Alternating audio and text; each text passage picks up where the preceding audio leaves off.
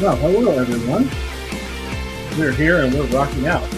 Um, Sorry about running a few minutes late. We're fighting the eternal battle of technical difficulties and scheduling and all that fun stuff. But we are here and we are doing a little experiment called Mutants and Masterminds Roulette, where the rules are made up, the points don't matter, and I don't know what's going to happen yet.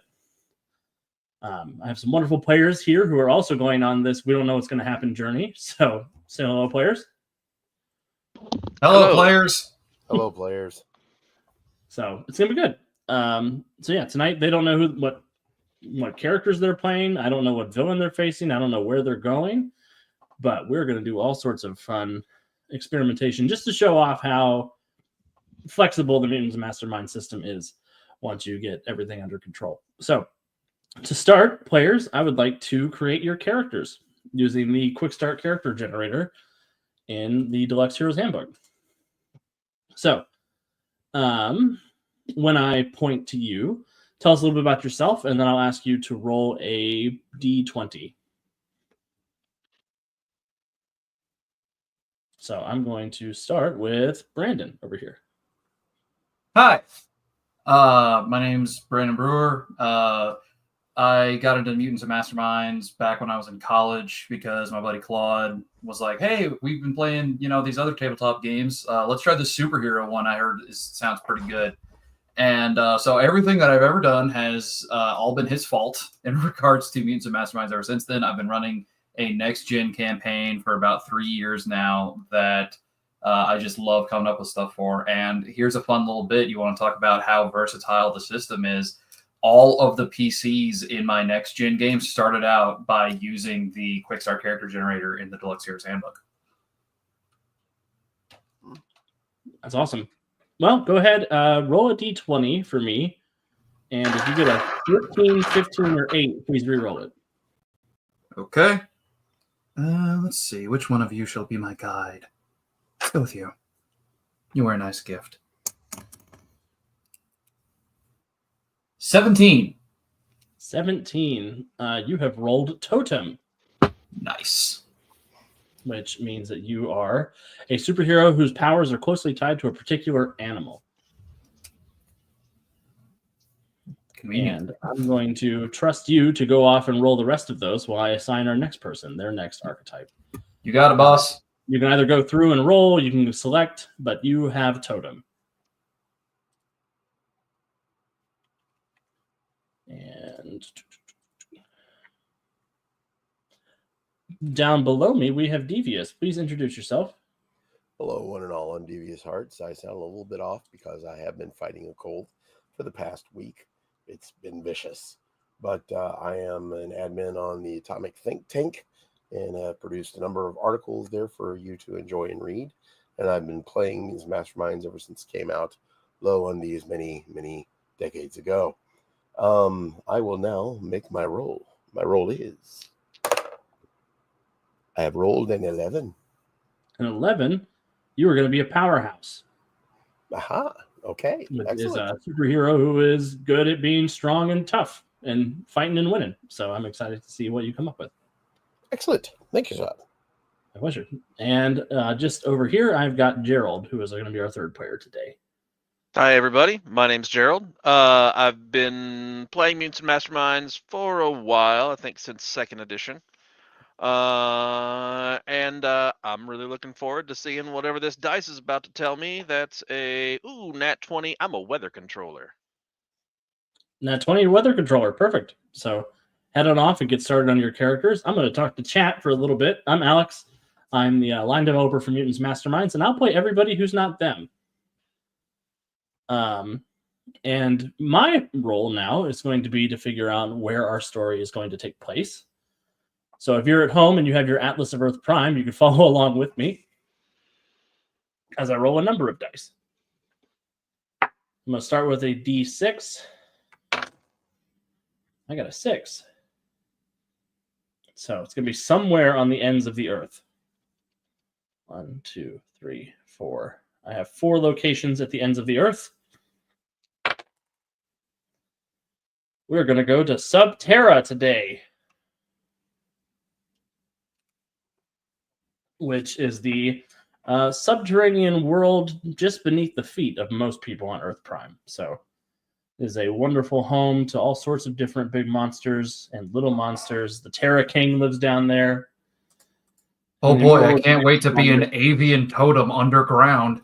And in the Immortal Worlds of the Perfect. Underminer, there are many things above me, but there is nothing beneath me. Haha. So we're going to Subterra. Now, who is our villain going to be? That's the big question. So I'm going to roll a d6. The books I have to choose from are the Atlas of Earth Prime, the Emerald City Secrets book, the Freedom City Source book, Rogues Gallery, and Threat Report.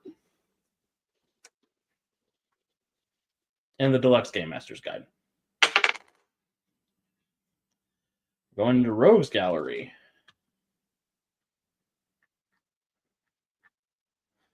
So let's see how many villains we have in Rogues Gallery. Maybe I can just do a percentile. 1, 2, 3, 4, 5, 6, 7, 8, 9, 10, 11, 12, 13, 14, 15, 16, 17, 18, 19, 20, 21, 22, 23, 24, 25, 26, 27, 28, 29, 30, 1, 2, 3, 4, 5, 6, 7, 8, 9, 10, 11, 12, 13, 14, 15, 16, 17, 18, 19, 20, 21, 22, 23, 24, 25, 6, 7, 8, 9, 50, 1, 2,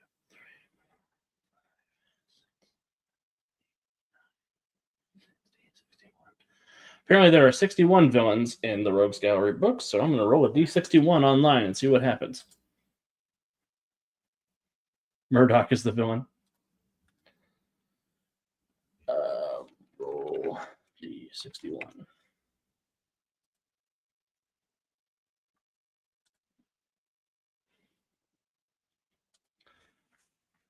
This could be something nuts.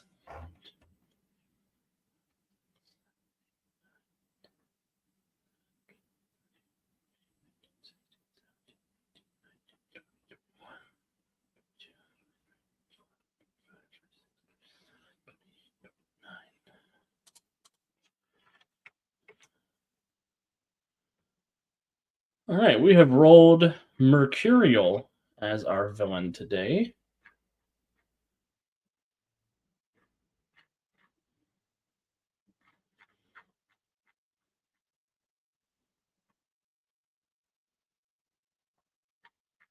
Who is a villain who is made of living mercury. So we'll see what sort of trouble we get up to with that.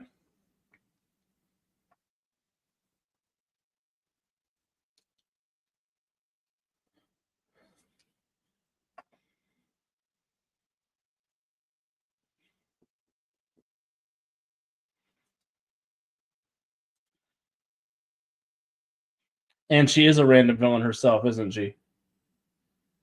Oh, Claude, you left your D61 at home? Kate the Great is the villain. Yes.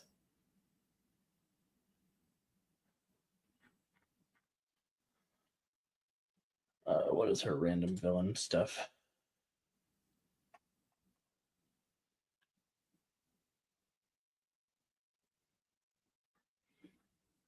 Oh boy. Okay.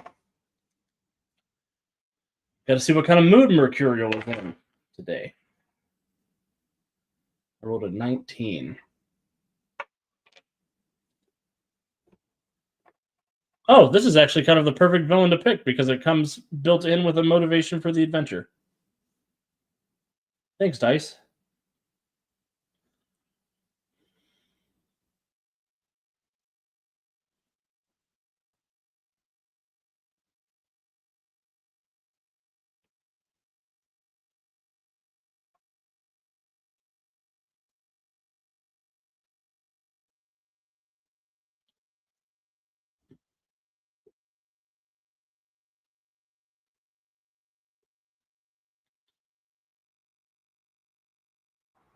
I just rolled the most basic of basic powerhouses possible. Oh no. Yeah, we'll go through everybody's character here in a minute. I mean, it's good, but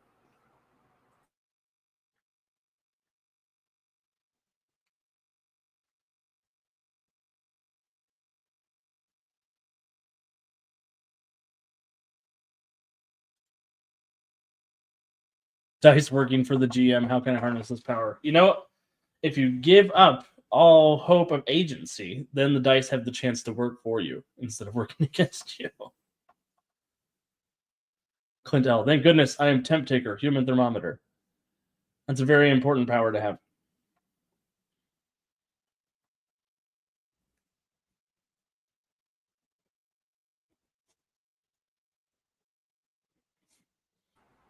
If there was a world where everyone had a superpower, that's probably the superpower I'd end up with. Mm-hmm. There's a TV series called Extraordinary, which basically everybody has a superpower except this one girl, or there are like very, very few people who don't.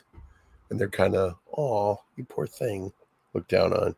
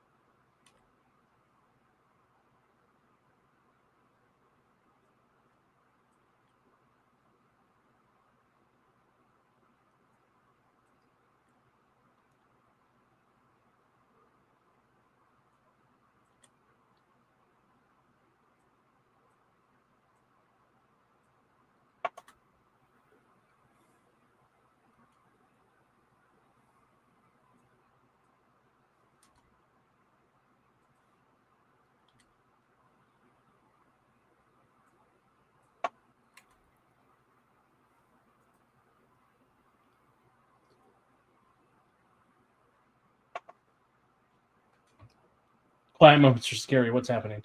Sorry, quiet moment. We're just figuring out everything that's going on. Yeah, should we be like vamping or? Yeah, I've got everything I need to get started. So Okay. tell me a getting little there. bit. Yeah, Devious, you're done with your character. Tell us a little bit about them. Let's see. Well, I would like to say that my character is the ogre. I come from London proper, and yeah, I'm a tough bloke, pretty hard to damage. But yeah, why? Who's asking? Perfect. Gerald, are you finished with yours yet? Oh no. There's a bunch of powers in the array, so I'm No working worries. through those.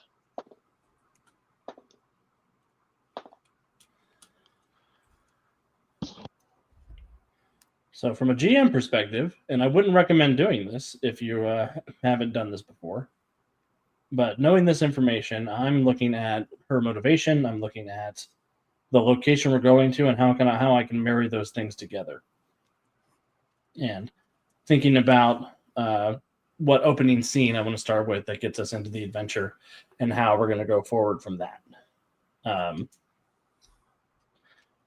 Looking at things like who lives in Subterra, what sort of other creatures could we encounter other than Mercurial, and what sort of allies might Mercurial have, what sort of enemies might Mercurial have. And looking at her powers, because this is one of the characters I didn't create in Rogue's Gallery, so I am just making sure I know what's up.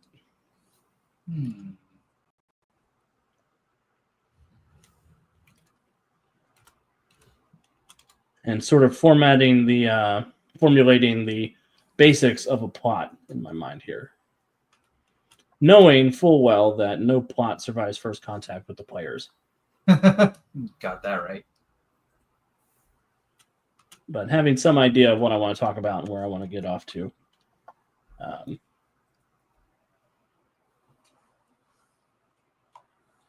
And writing down Mercurial's basic stats so that if we run into her unexpectedly, I've already got them ready to go and sort of in note card form. Yeah, Squire, if I'd rolled Arctic Fox, they'd all be in trouble. Oh, God.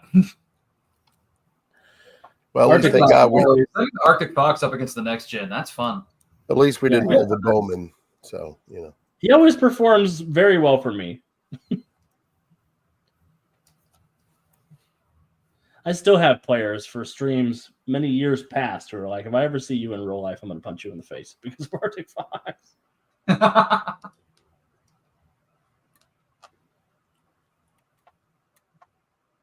Okay. Now I need the Atlas for a quick second. Actually, no, I need the Emerald City book.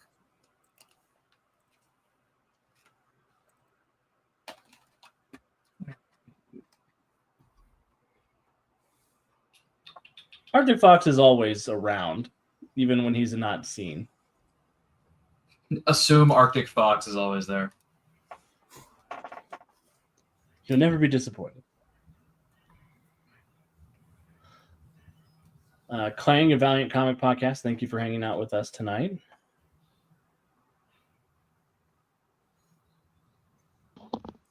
So, question. One of the alternate powers says it is resisted by strength. Alternate resistance strength. That's a new one for me. That is. Basically, they'll make their resistance check with their strength rank instead of dodge or fortitude. You're a weather controller? Yes. It's downdraft. It's downdraft. High winds, I suppose. Yeah, hindered and impaired, stunned and prone, or incapacitated. Yeah, so basically they're just strong enough not to get knocked over by the wind, is what that's meant to represent.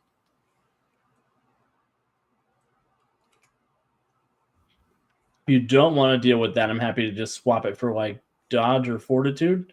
You can add a different extra to it if you wanted to. No, I'm just making sure that was kosher. Yep. All right.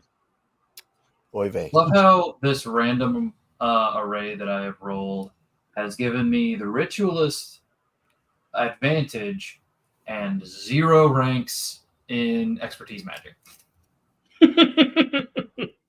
Sometimes it'd be I think I can do magic rituals, I guess. Yeah. Do you want to tinker with your skill points a little bit and add some expertise magic? Might be helpful. Yeah, especially since my int is 0. I think I might lose some of these athletics. I think I know how to do magic. I think I can. Kate says I'm actually. I'll lose treatment in favor of expertise magic. Perfect. Kate says I'm absolutely missing context here, but it could be fun to play adventures that are doomed from the start. Yeah, I think it could be fun to play adventures that are doomed from the start, but you have to have that conversation with your players first. Because if you don't tell them they're doomed from the start, then they will do everything possible to not be doomed. They're going to actually try, damn it. Yep. Oh, yeah, there's sometimes when I have to look at my player and be like, hey, read the room. Have a hero point about it and read the room. Yeah, this is supposed to be an honorable sacrifice. It's like, hey, I kind of need this to happen to have the cool stuff that you came here for happen. Right. Stop teleporting the guy that needs to touch the big magic thing away from the big magic thing. Hey, thanks.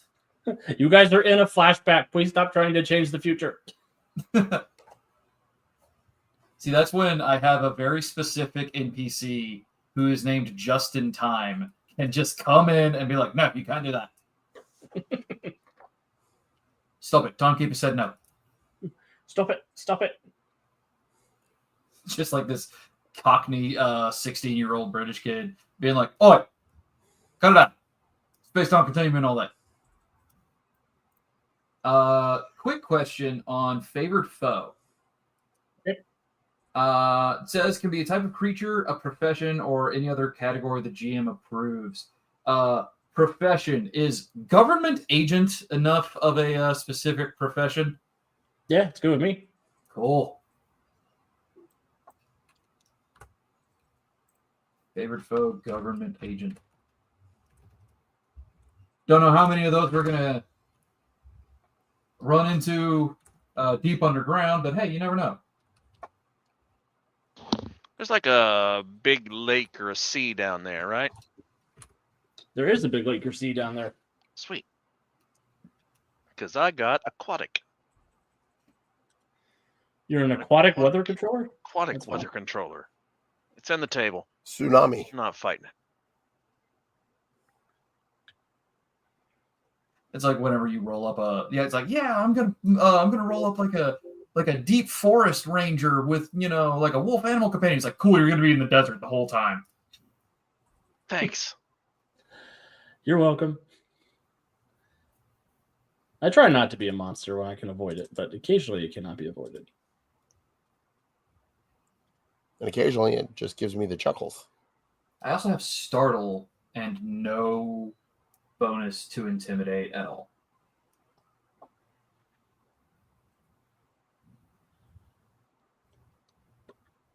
Do you want to move some stuff around and make that happen? That's crazy. I'm almost wondering if I would rather just lose the startle in favor of something else. Yeah, that's fine too. Let's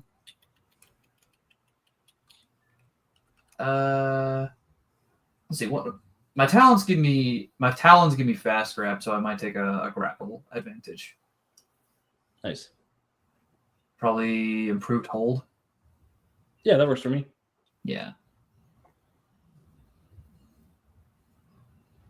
Actually, I'll probably go for improved grab so that I can have a hand free, maybe to do all those magic rituals that I'm sure I can do.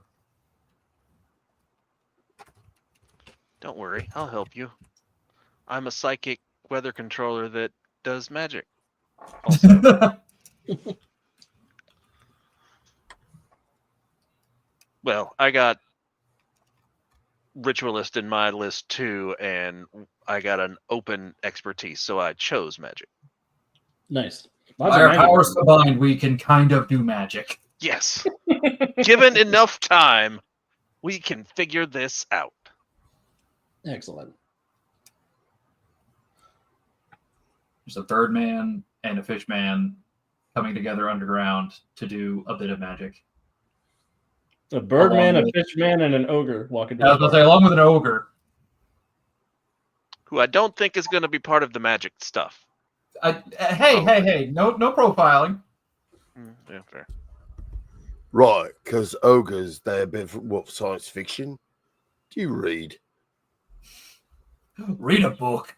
Oh man, there's a magic user ogre, right? It's gotta be. I thought it was a Yeah, AD. watch me cast a spell. Whack! Ogre Magi? Look. I think it's an ogre Magi. Podcast club. I wrenched you. It's like Right. It's like the classic story of the orc that like everybody else rolled stealth and he just rolled intimidate, saying, "You don't see me," and everyone else go, "Okay." I didn't see a thing. That's right. Don't Go mind with me, me. dude. Go with me, dude. See ya. I didn't see anything. Did you see anything? I didn't see anything. Awesome. So Brandon and Gerald, are you guys finished up with your concept? I Pretty am much right at the end. Yeah, just Awesome. doing movement and defense. Perfect. Well, tell me what your superhero name is and what your vibe is. It sounds like we have like an urban fantasy situation going on, though, with some monstrous superheroes.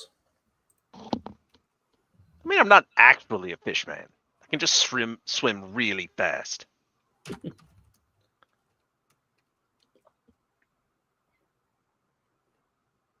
Not actually a fish man. Yeah, not actually a fish man. Just fish adjacent. I can just swim a ridiculous speed. Do you mind if I move some points around? Oh, please do. Thank you.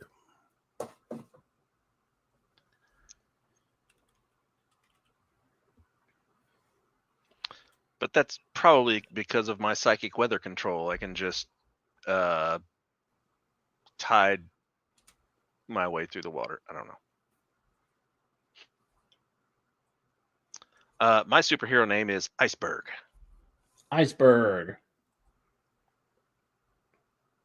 Is it ERG or URG? You know, the Long Island icebergs? Yeah. Is ridiculous speed close to ludicrous speed?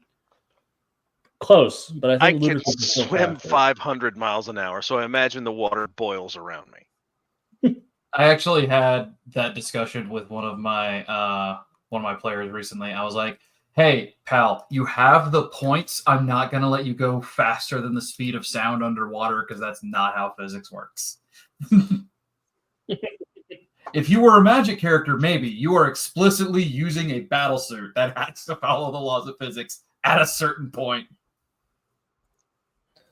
Oh, I'm a superhero, god damn it. Physics schmizics. All None of right, it Brandon, do you have a matters. superhero name? I do not have a superhero name. I just have my name. Strig. Well, ain't we Strig. fancy? Perfect. Clang, I hope you can make it to Gen Con too. It's a really great time. And we're all there. I run lots of M&M. We have a good time. All right, Strig, the Ogre, and Iceberg. How did you guys come to be a team? By rolling randomly. We met in a tavern and an old man told a tale.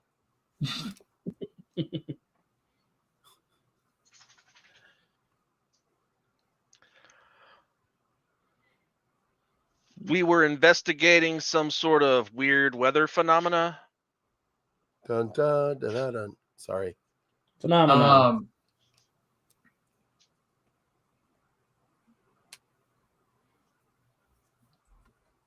So Strig essentially was an experiment to try and create, classic shadow government organization trying to create super soldiers. They heard tell of like some bird people from different places, so he was an experiment to try and create one of those. So he began life as a normal owl, and now he very much is not. So I imagine that if there were some kind of bizarre weather phenomenon, he would want to go check it out just by virtue of like, hey, that's going to mess with my flight. And also I can understand now that that's going to mess with my flight. I should go see if that's going to interrupt my hunting or anything. And I So imagine Strig that used to would be an owl and is now a man. more of a man owl hybrid.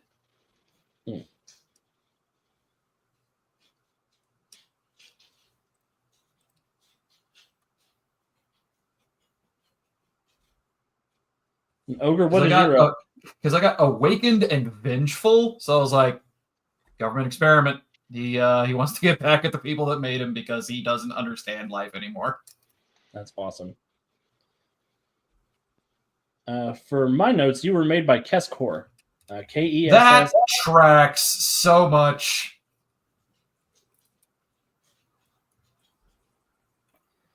Yeah, Keskor, and I feel like he probably has beef with Majestic 20 because they thought he was an alien and they tried to capture him, and he was like, "Ow! I'm just an owl. Leave me alone. I just want to live in the woods." Probably found a home among the cryptid clans where they were like, "Yeah, sure, pal, come on." Welcome to Sasquatch Land. Do the three of you think there is a chance that all three of you might be Keskor experiments? Yeah. I mean, I don't want to speak for the rest of them, but I feel like with an ogre, a weird owl man, and a fish man that control the weather, I feel like that's classic cryptid clan material. If nothing else. One of the off things about my rolls is I did roll immortality too. So I don't know if that plays into anything. Oh, that just means you come back if you die. It doesn't have to mean that you're hundreds of years old. That's true. That's true. So I could be magic. I could be else. Awesome. Well, I think we have enough to get started with, y'all. I would like to say my character doesn't know. I was found on the doorstep of a church. Now I was raised. Now what?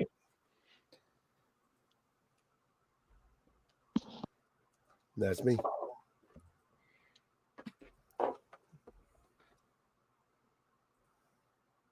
All right.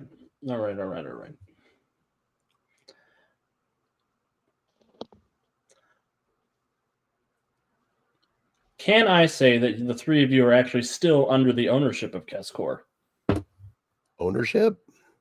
No, mate. No one owns me.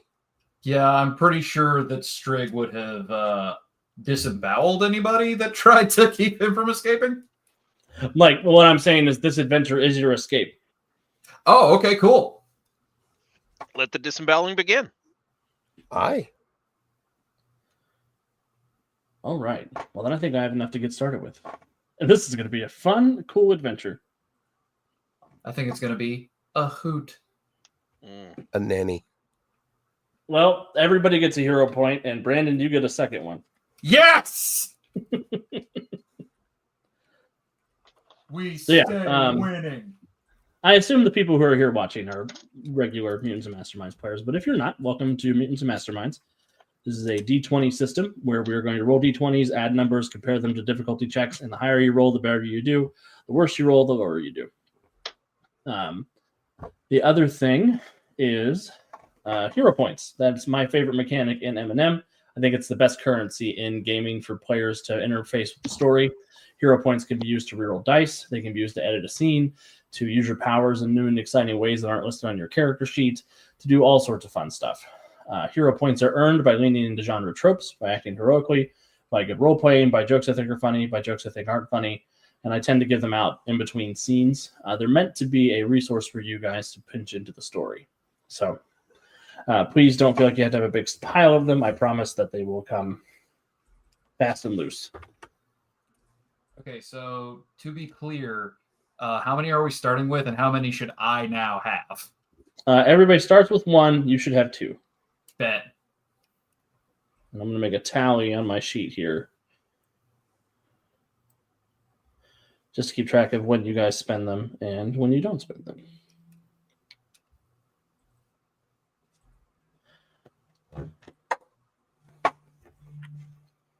This all reminds me of how people would use randomizers in video games to spice things up. Imagine Thomas the Train replacing all the dragons. That's one of the best Skyrim mods ever. I'm partial to the Macho Man Randy Savage one myself. Oh, yeah. Yeah. All right. Well, without further ado, let's dive on in.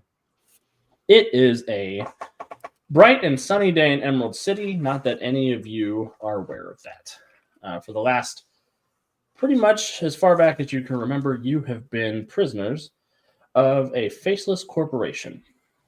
You found yourselves on this particular sunny day in your individual containment cells. Tell me a little bit about what your character looks like, what their cell looks like, what they do on a typical day as they're waiting for more experimentation and plotting their revenge. And I will start with Devious down below. Well, I'm kind of wondering how I got a Cockney accent when my character has been in a tank all this time. Maybe the doctor that made you had one. Well, perhaps there's a TV that just shows BBC, and I latched on to the accent, and I'm kind of like it. So, just Peaky Blinders on repeat. Yeah, somebody managed to get me a flat cap. That's what I always wear. Here I sit, waiting for a moment. I'm going to smash some heads, and I'm going to get out.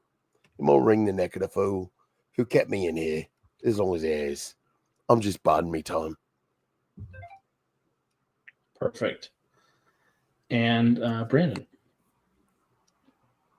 I feel like Strigg probably started off with a much smaller enclosure, but over time, as they realized that he was getting rather large and needed space to literally stretch his wings, they probably were able to expand it, get him at least some artificial foliage in here. And I feel like the whatever Kescor personnel tend to go in and feed him never want to go too far into the room because they can never tell where he is. Considering I have a plus 16 to stealth and silent flight. So I feel like they go in and they just like toss in whatever food there is as he just like sits up on a branch. As he just sits up on a branch with eyes too large even for an owl's face, as he is this bizarre, unnatural thing between man and bird. And I feel like he just moves through that enclosure completely silently, just biding his time, sharpening his talons, waiting for the right moment to swoop. Yeah, you become very familiar with the game rock, paper, scissors as you see the two guards who come to bring you anything have to play it every time they have to open the door. There must be something to that ritual. I must uncover it if I'm to get out of this place. They just like toss an angry possum into the room for you to eat, and then they close the door and run away. They turn and they see a swoosh of shadows and feathers, and the opossum is gone. I hate this detail. I went to Harvard. I shouldn't be down here. And Gerald, tell me a little bit about Iceberg. Iceberg is 6'1", 6'2", sort of light blue skin with like very lank white hair. And like the room that he's kept in has some kind of ability to keep his powers contained. Because there's like a constant, either it's freezing cold in there, there's a tornado in there, and so when the guards come to feed me, they kind of knock on the door, knock on the window, and I stop the storm so they can put the food in and it doesn't fly all over the walls. But I got all these powers in here. I've never been able to use them out in the world. And I'm really wanting to stretch out and see what I can actually do. Perfect. Well, as the three of you have been occupying your time, getting meals, planning your revenge, the three of you, please give me a perception check.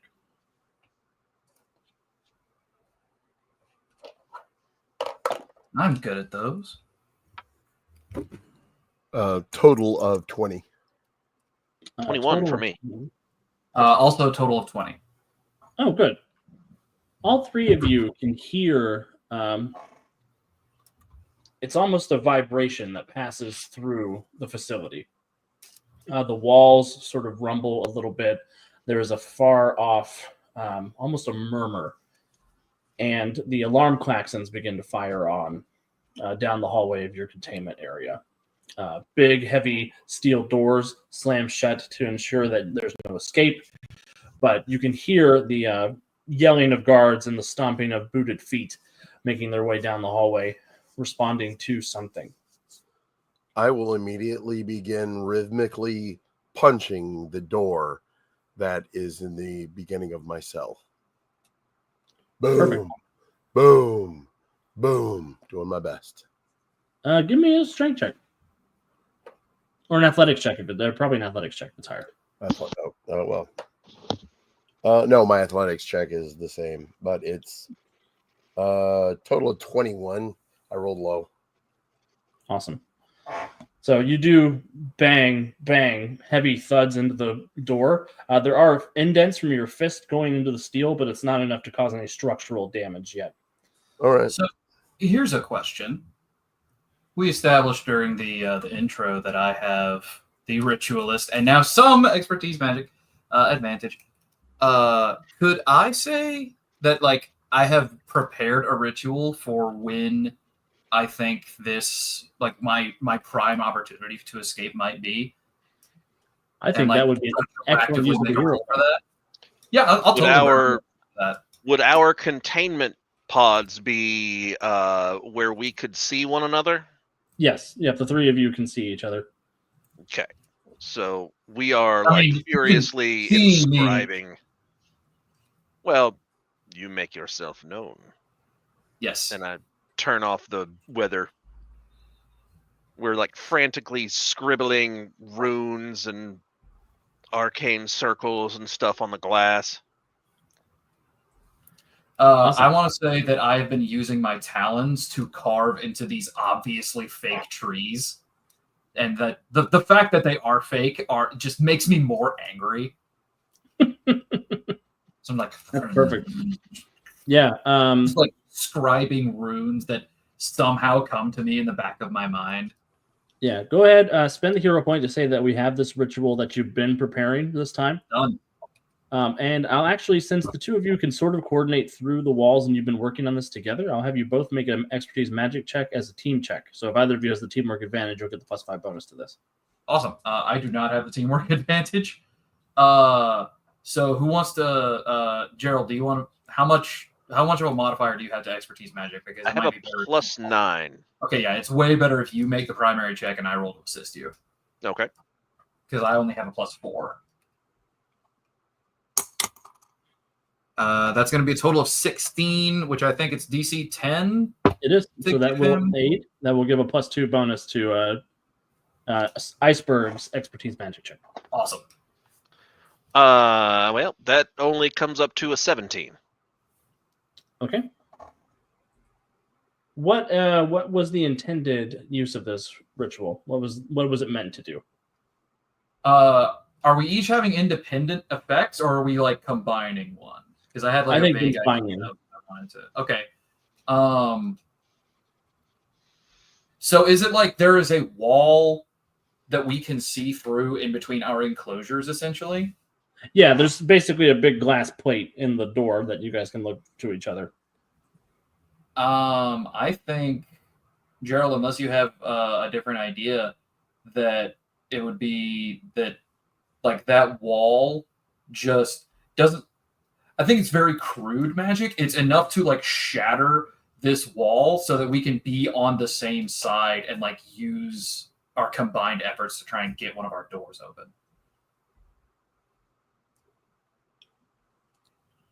Or like a permeate, or actually a permeate makes way more sense. Yeah, that makes sense to me. To be able to like phase through the walls, keeping us held here. Yeah, that sounds better. Perfect. So between the sort of carved runes that Strigg has been inputting in all these fake trees, Iceberg, you've got this sort of swirling runic energy as well. The two of you feel the magic in the space around you reverberate into your bodies, and you're able to assume almost a slipstream space as you're able to move out of your cells and into the hallway to each other. Okay, from where we are now in the hallway, number one, do we see any personnel? Like any? Nobody in the immediate hallway. You do see. You're sort of in a T intersection. So at the far end, there is another hallway that goes on, and there are people running across that way, but they don't seem to look this way to see you guys out in the hall. Okay. This looks like one block of cells for the three of you, amidst probably dozens more of the.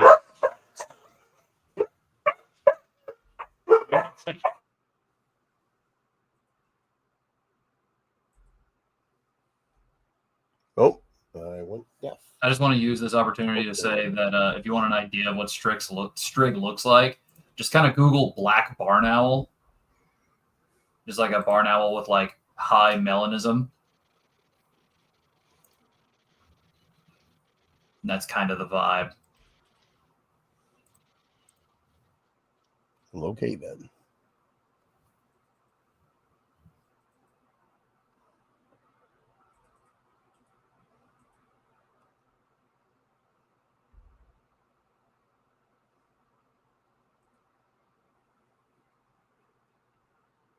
It looks like our dungeon master has... A Patu would have been a fun choice, too. Departed.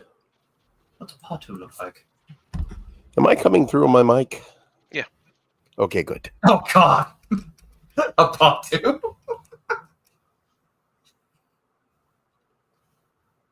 Ooh.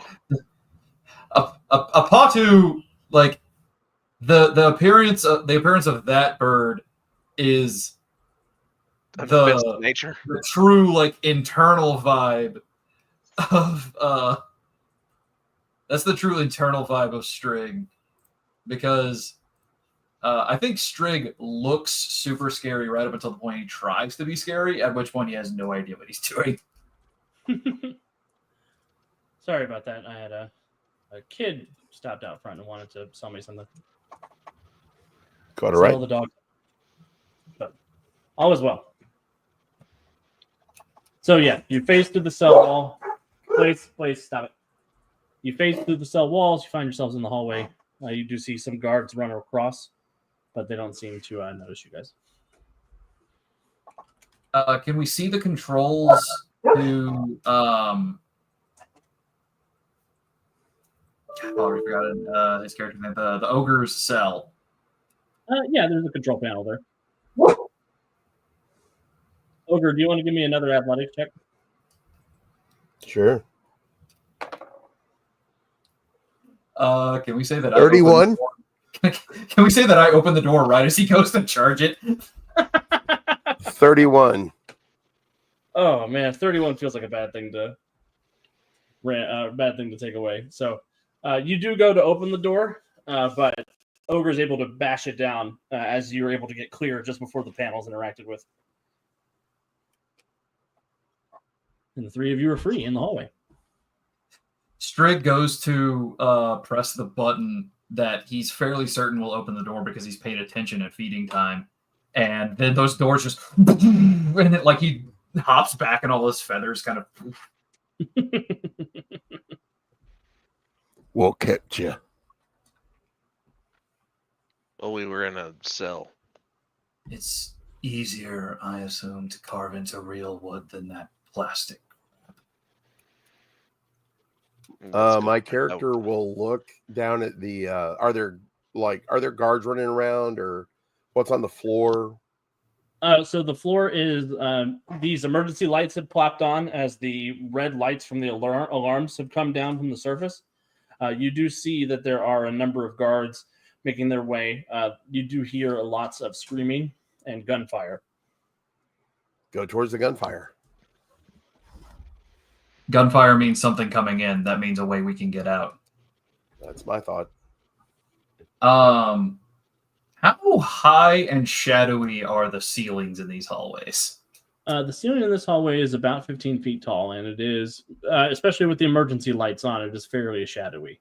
Cool. I would like to disappear up into the shadows as we move forward, if that's cool. Okay, that's cool with me. Go ahead and give me a stealth check just so I know what to look for if I decide to look up. That would be a 31. Strig is gone. As we move through the hall, I'm going to throw up my windscreen, which is a 120-foot cylinder deflect against attacks targeting dodge. Perfect. So yeah, you've created this sort of wind tunnel that you guys are moving through as you come down. And this prison is sort of snowflake built. There's like these fractal hallways where the cell blocks are that feed into a central column. And as you come out of your hall, you do see that this area has been consumed in chaos. There is several guards dead on the ground, covered in this sort of glistening silver liquid. And there are dozens of these little blind creatures yelling and screaming and stabbing spears at these Keskor employees that seem to have emerged up from the depths beneath you. Do these Keskor employees' corpses have little badges on them to go through doors? Yeah, they sure do. I am going to reach down and pick up one. I'm going to pick up two and hand one to Strix, and look to the other one. Look to I'm sorry. What's your character's name? Iceberg. Iceberg. Hand Iceberg one, and then get another one. Yeah, Strig is fully invisible at this time. A talon just emerges from the shadow and takes the badge and disappears again. There you go. That's never creepy. Awesome. And as you take the time to gather up these key cards, you have attracted the attention of some of the Keskor employees who say, "Stop over there! Blast them!" And everybody.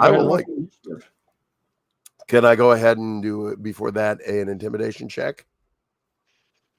Yeah, that's fine. All right. Don't you got enough on your hands? Pointing towards the other ones, the other interlopers. It's 21. I also have a 21. Are you aiding? I'm sorry, what? Oh, I'm sorry. Are you aiding my intimidation? I'm sorry. I rolled for initiative. Oh. One moment. And technically, they're not government agents, but they will qualify for your favored foe, Strig. They're really just agents of the people that made me was the idea. Yeah. Just agents, really. Government, they're corporate agents. Arguably worse than government agents. Ogre. Favored foe, corporate stooge. I rolled a 21 on intimidation. I rolled a 14 on initiation. Also, we keep calling you Ogre. What was your character's name again? Ogre. Oh, just Ogre. Okay. Yeah. Easy to remember. I'm Dick Van Dyke, I is. I hope not. It's not Ogre. It's Ogre. And Strig, what you get for initiative? Oh, initiative. Oh, 26. And Iceberg, you got 21 for initiative? 21, yep. Does anybody have the well-informed advantage? I do not. I have assessment. Which I believe can be used as a free action on my turn, but I think you make the check with my modifier. Yep. My insight modifier is 14. Well, that's good to know.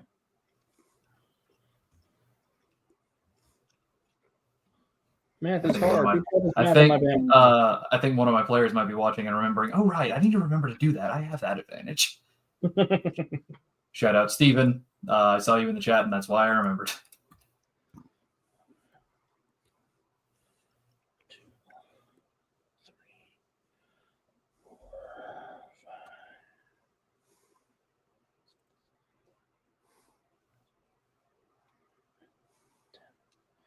Okay, perfect. Strig, you are up first. We're PL 10 at the moment. Excellent. Okay, so first of all, do all of these corporate agents look to be like pretty similarly decked out? None of them really stand out as far as like that guy looks like he's in charge or that guy has a bigger gun. Yeah, nobody looks like leadership material, although it is suspicious that they did not seem to be particularly perturbed by Ogre's intimidation. Okay. I would like to go ahead and use assessment on one of them. Awesome. You are able to ascertain that you are a higher power level than them, and you can get 2 of their exact numbers, their offenses or defenses. Okay, I would like to know their parry and toughness. Their parry is a 5 and their toughness is a 5. Good to know. In that case, what exactly does favorite foe give me? +2 bonus on deception, intimidation, insight, and perception checks dealing with your favorite foe. Okay, so that actually should have been whatever you got, a +2, because they are a favorite foe of mine. Oh, yeah, you would get a 3rd number as well. Oh, okay. Then if they have any melee attacks, I would like to know what their 2-hit is with that. They seem to have some kind of shock baton, and it looks like they get a +5 to hit with that. Not ideal. How close are they together? Are they kind of like spread out? So they are spread out in groups of 2. There's 6 of these test court guards total, sort of scattered around the immediate area. There's a much larger combat going on around the entire prison, but in your immediate vicinity, there's 6 of these guys. None of them are within 30 feet of each other, but they are spread out enough to try to answer some of these creatures coming up from the depths and moving to engage you guys. Okay, so I can't catch more than 2 of them with a cone area, is what you're saying. Right. Okay, so I'll just pick. See, I'm wise. I look and I see Ogre, and I'm like, okay, he's really good at guys that are close up. And I look at Iceberg, and I think to myself, okay, he's probably got ranged stuff pretty well handled with being able to control the weather. So I go for whatever is like the second closest group of guards. I want to silently fly through the shadows of the ceiling and hit them with my shriek attack, which is a cone area affliction 8. Awesome. I will say they're vulnerable to this because of your stealth. Okay, it's resisted and overcome by will. First degree, dazed and vulnerable. Second degree, stunned and defenseless. Third degree, incapacitated. And it's rank 8. Yes. So I failed the dodge check. So I'm looking for an 18 will. They will get a grand total of a 16 for their will check. So they will miss by 1 degree. Okay, so that's dazed and vulnerable. Awesome. So Kess Corp number 2 is dazed and vulnerable. What happens as you unleash the scream upon them? I think there's almost no movement you can detect up in the shadows of the ceiling, right up until you just see like this gigantic round like barn owl face that's just way too big, kind of like peek down out of the shadow, and the eyes go even wider than they normally are, and just like this ear-piercing shriek comes down, and between like the sound, the noise of it, and just the sheer "oh my god, what is that?" It completely catches them by surprise, and they just stand there shaking in fear. Just to add one wrinkle, these are the 2 guys that usually have to feed you and who play rock, paper, scissors to not have to deal with you. Good. Because oh no, Owl Demon is here. We're doomed. We're dead. We're all dead. The prey they've been giving me has been too small. He swallows food whole and spits out pellets. No. I don't want to be a pellet. Too bad. Awesome. Anything else? Do you want to do any extra effort or anything? I think I'll go ahead and let that stand unless there's something I can do. Does that break my stealth, or can I re-stealth? What's the deal there? Well, since it was a very loud shriek, I'm going to say yes, it does break your stealth. Yeah, that's fair. Yeah, I think normally. Am I able to hide again, or would that be like a separate? Do you have hide in plain sight? I do not actually. Okay, then I would say it would be a separate standard action to try and break line of sight and then hide again. Okay, that's fair. In which case, I think, I had Day's Intimidation, and I didn't even notice because I only saw Startle, and that basically doesn't do anything for me either. But now we're already in. Do what? You can swap that out for hide in plain sight. Okay, cool. Then yeah, I'll go ahead and just disappear back into the shadow with a new check. Awesome. And just let me know what that check is. Hide in plain sight. Class says seek in plain sight. So here's an interesting question, because each DM has a different way of going about this. How do we handle nat ones? That does add a degree of failure. Okay, just straight up. Yep. Okay. In which case the total result is going to be a 17. Okay. I think it's the first I've rolled below a 10 so far. Well, at least it's just a stealth check. That's not that important, right? Yeah. It's not that important. I only have hollow bones. Fresh All right. You don't see me. You don't see me. Stop looking. So, does there seem to be one of these guards or whatever that is in better shape than the other ones? There does not seem to be a lieutenant villain in the area. Okay. So I'm gonna look at I'm going to make eye contact with the closest one, and then as I'm looking at them, air is going to slam down on them, and I'm going to do downdraft. It is perception range, so they just need to make a strength save, DC 20. Perfect. They will suffer the second degree. They are stunned and prone. That's not good for us. So yeah, what happens is the wind comes down and just knocks these guys completely flat on their chests, I assume. Yeah, it's only one. You can attack them in pairs. They're a minion group of two. Okay. Yep. Then they just slam to the floor. Awesome. Completely flat, unable to push up against the crushing weight. Third in initiative is the group of Kess Core employees who are in front of Ochre. Mm-hmm. They're going to get a -2 to hit because they were a little intimidated, but not super intimidated.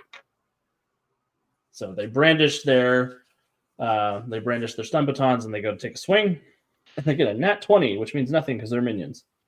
But it is a 25 to hit. Do you have impervious toughness, Ogre? Why, yes, I do. How many ranks? I have 12 impervious, 6 meaning 6 or less. You are absolutely fine as these stun batons slam into you and have no effect on your mighty muscles. It tickles. They sort of look at each other. We should have got the weapons grade ones. This is not good. You should have asked for a raise. Peeing yourself is a free action. Hey, point of order. You said these guys are minions? They are minion groups, yes. I was under the impression that when a minion took any degree of failure against the check, they take the maximum degree of failure. Is that not true? That is true for minions by themselves. I tend to run minion groups where that they can still take degrees of failure from afflictions and from damage. Basically, they have an amount of bruises equal to the amount of people in their group. Ooh, okay. I might use that. Yeah, that way I don't have to roll 12 times for all these Morlocks. I can just roll 4 times for all these Morlocks. Excellent. Yeah, but they have an amount of bruises basically equal to the amount of minions in the group. My player with 2 ranks of takedown in the chat right now being like, oh no. Whack. How could you give him these ideas? That's why I'm here. Morlock Group 1 is going to jump in behind the guys who just attacked Ogre, and they're going to try to stab them with their spears. They get a 16 to hit, which will hit. And they will take down one of the guys that is in front of Ogre. So they come bounding in. And they just sort of stab the heavy spear into the back of one of the Kess Court guys, and he goes down. And they look up at Ogre and they go,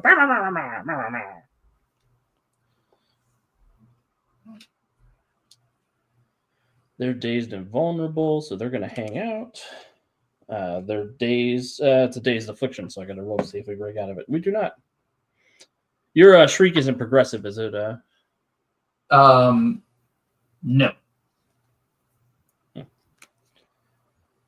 Just cone area and got the double first and second degrees.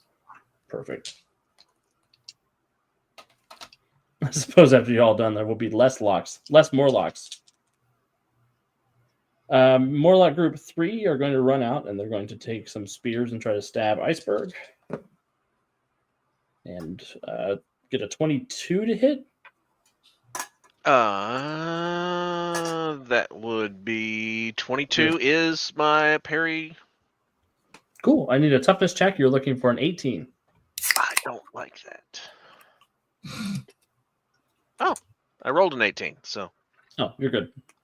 They come rushing in, and they brandish these spears up, and you're able to, just at the last minute, cast them away with your weather control. And then it's Ogre's turn. So I've got a bunch of Morlocks in front of me. Is there a Kess Corp guy in front of me yet right now? There's one Kess Corp guy left in front of you. Okay.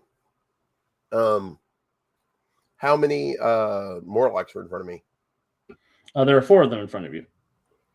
Okay. I'll do a shockwave. Shockwave 12. Daze vulnerable. Stun prone, 2 levels only. So they must roll dodges versus DC of 22. Awesome. Well, the Kesport guy is completely annihilated by it. What's the worst degree? Worst degree is stun prone. So he is stunned and prone. The Morlocks, they will take the first degree, which is vulnerable. Oh, wait. That is, vulnerable dazed. Perfect. As what happens is the shockwave goes off and causes this discombobulation amongst everyone. Basically, I stomped my foot on the ground, and the guy who is closest to it, basically his knees buckle and he falls straight flat on his back. And the other guys are like, knocked off kilter, off balance, trying to regain their composure. Yeah, there is much.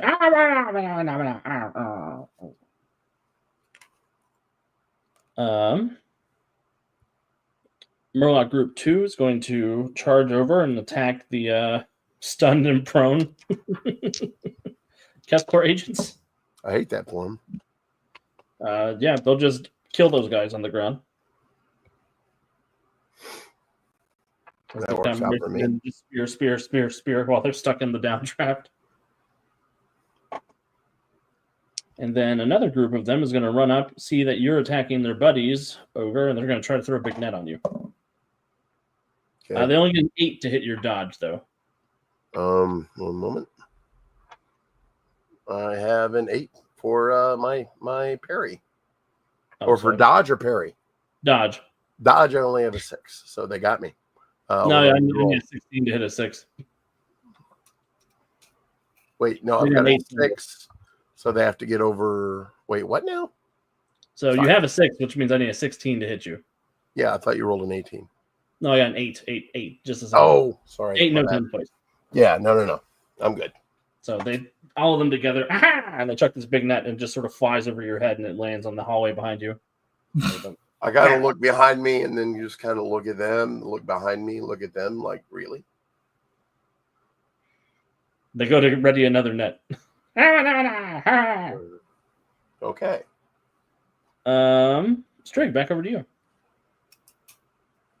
Okay, so the 2 guys that I hit with the shriek, how are they looking at this?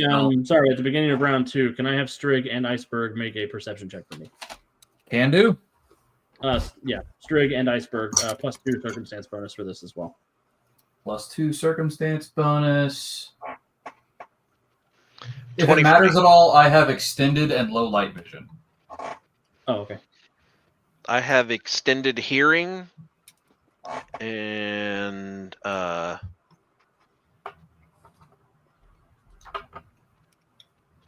that's going to be 21 for Strig. Awesome. 20 for me. Awesome. So both of you could tell that there's some big magic at play in the prison right now. You're not sure exactly what it's for, but there's something mystical happening in the air around the prison. And we're familiar enough with this place to know that magic is not these guys' forte. Yeah. So it probably has to do with whatever these little dudes are. They say as they jump up and look at you.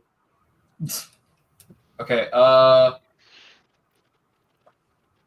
Strig does not care about these funky little dudes. He is here for vengeance against his creators. He was a peaceful owl in the forest, and he is no longer a peaceful owl in the forest, and someone needs to pay.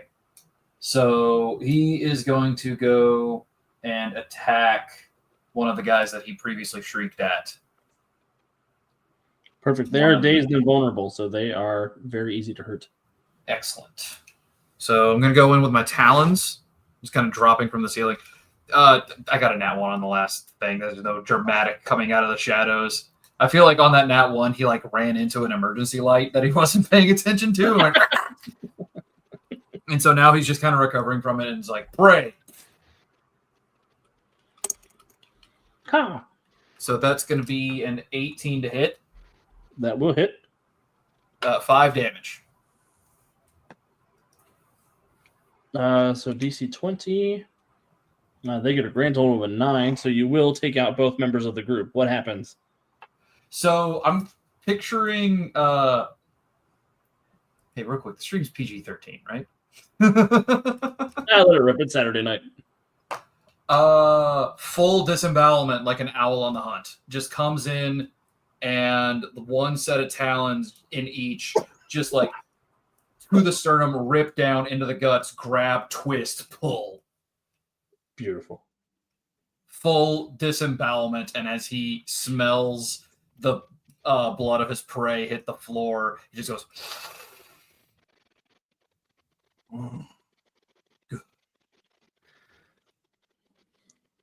There's one Keskor guy left on the platform with you guys right now.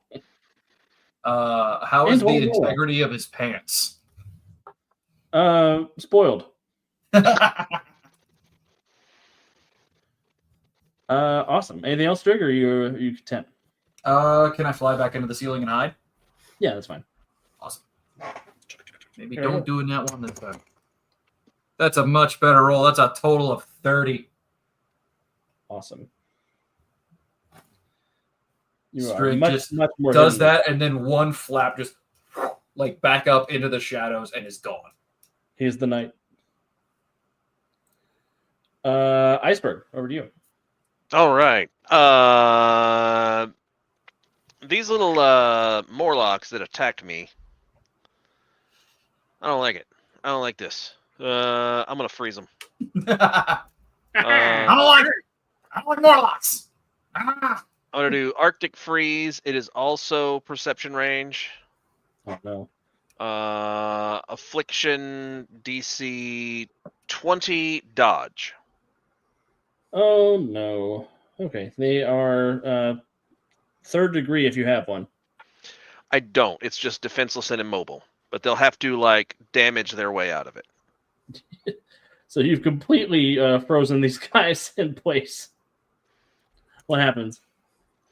I'm just like, you stop that. And I just cone of cold them, and the ice just forms around them. And like their little heads are still out, and everything else is frozen. Like, we were on the same side, but you had to be dicks. They look at you with the look of somebody who feels like they're not being understood. That's fair. Look, man, we're lucky we speak English. And is there a logical path for us to take away from this place? As far as you know, the way out is up. Do I see stairs? You don't. There is a big freight elevator. Are we intelligent enough and have the context to understand lit exit signs? Right. So yeah, there are elevators around this area. There's also, if you can get into the central shaft, you can fly straight up that way. I mean, if you're into that sort of thing. Yeah, I mean, everybody was a little shaft work, right? Okay. I am going to go to the elevator and try to use this stolen card to open the door. Perfect. High or low? Low. The elevator has been locked down until the crisis is averted. Is what the elevator says. I rend out the trap door and start climbing my way upward. I have 900 feet of leaping. To be clear, we are out of initiative? No, there's one Keskor guy left. Okay. And the Murlocs are still doing things. Okay, my bad then. Oh wait. The Keskor guy rolls a 1 to try to get out of the shockwave, and he's still on his back, panicking. He got the wind knocked out of him, and he's just there going. Well, it had instant recovery on it, I think. So he just had to right himself. Oh, it has instant recovery as a flaw? Yeah. Okay, but this is the turn. This is the first turn that he's been knocked out. So yeah, he'll be correct after this turn with no. Okay. Cool. So he just loses that turn for stunned and prone. He's still prone because he can't get up from the stunned, but his stun will wear off. Exactly. The Morlocks are vulnerable. They're going to get up and they're going to go do ready a team attack with the other guys with the net, trying to team attack Ogre with this big net. It's almost like a like the parachute game for kindergartners. And they go and they throw it. It's great. That takes us back to Ogre. Do I see anything in my arm's reach that is big, long, stout, anything like a lamppost? I know there's no lamppost down here, but any bit of debris or anything like that, chunk of a wall? You can find a decently sized chunk of something for a hero point if you want to edit the scene and add some kind of large bludgeoning device. Sure. I will do that and then use my damage shapeable area 10, relying on debris attack. So, and I will This use far that. underground with this many varied habitats, there's no way there's not pipes down here you can grab. Oh yeah, I will just grab a pipe and then waylay the crap out of them.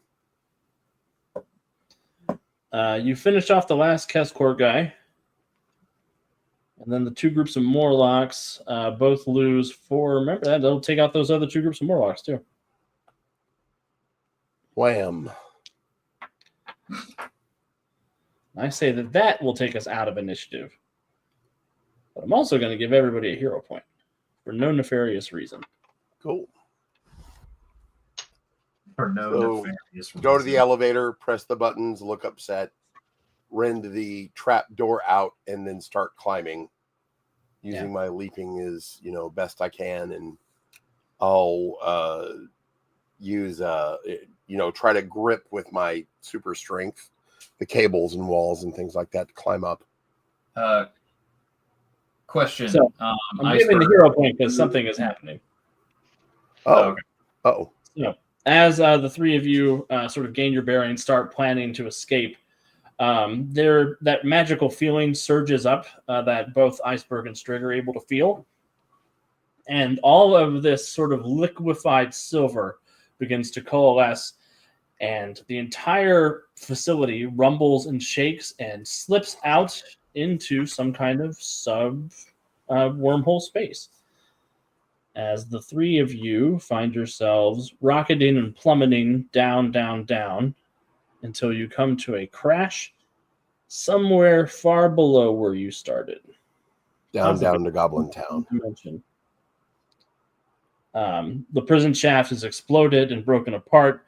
The three of you are sort of scattered in the debris of this cell block, and all around you is pitch black.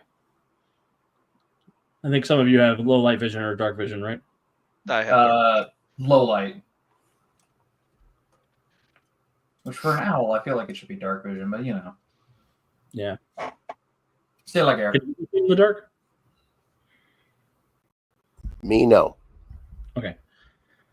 So those of you who can sort of see down here realize that you are in some kind of natural cavern that is very, very lowly lit.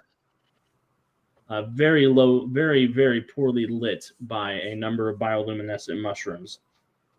There's carvings in the walls. There are scattered remains of Morlocks all about the place. And a couple of Keskor people who are alive but battered and bruised.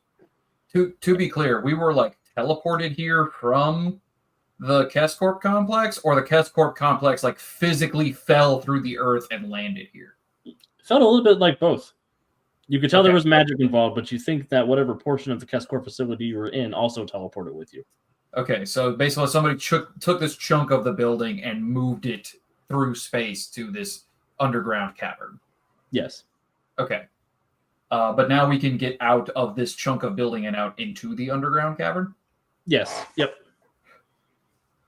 The cavern immediately around you is decently sized enough that there is room to fly. It's not a closed hallway corridor style of tunnel. It's sort of a chamber you found yourself in. Okay.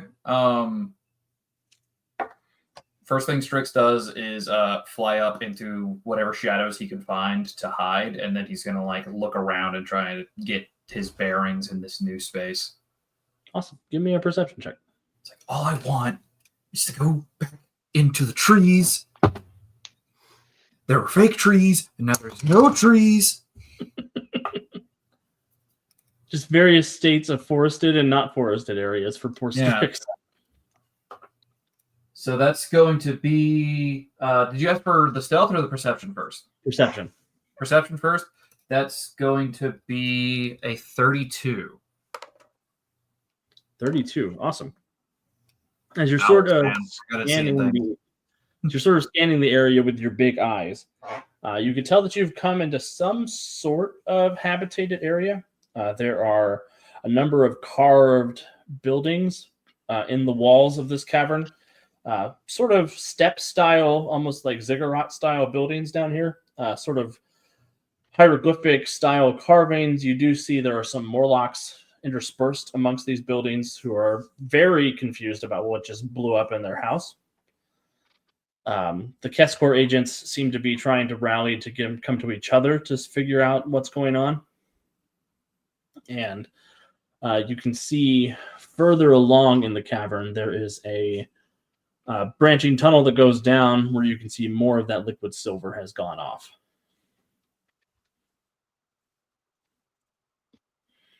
At the very center of the cavern, there is a massive ziggurat pyramid. Okay. Real quick, you said there are Keskor guys still alive? Yes, there's a couple still alive down here. Not for long. That's fair.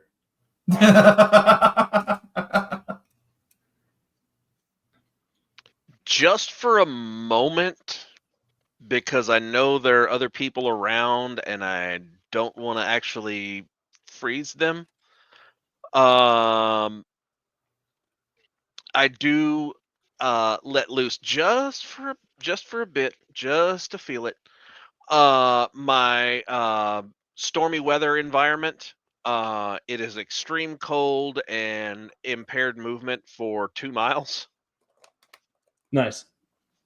But just for a little bit, just to kind of stretch. Strig gliding silently down towards these remaining guys. All of a sudden, Blizzard just. I hate it here. The Keskor guys immediately sort of band together, back to back with each other, raising their rifles up to see what's coming to get them. Do you want me to roll stealth? No, you don't have to. Okay. Yeah, they can't see you. It's dark. They're disoriented. It's blizzarding now. The Morlocks are like, what the fuck is weather? Explain. It's when the air hurts. I hate when the air hurts. And yeah, you guys have access to the cavern. We're not in initiative, so you guys can feel free to engage as you wish. Cool. So, unless one of you guys wants to do anything different, I think Strig's just going to go down and kill all of those remaining agents. Yeah, that's fine. But do we want to go to the pyramid thing? You need to leave one alive. That way the legend spreads. So pyramid or Silver River? Is that what you said? The legend spreads. Oh, the legend spreads. I was like, the religion spreads. God. That too. I mean, Blessings of the Owl God upon you. Then, yeah, Strig just swoops down on these poor, unsuspecting fools. And I feel like there's a moment where, I'm going to roll about it. Devious, odds or evens? Evens. No, wait, odds. Always odds. Okay. Strig swoops down, and how many are left? Oh, there's just 4 guys down there. 4 guys? Okay.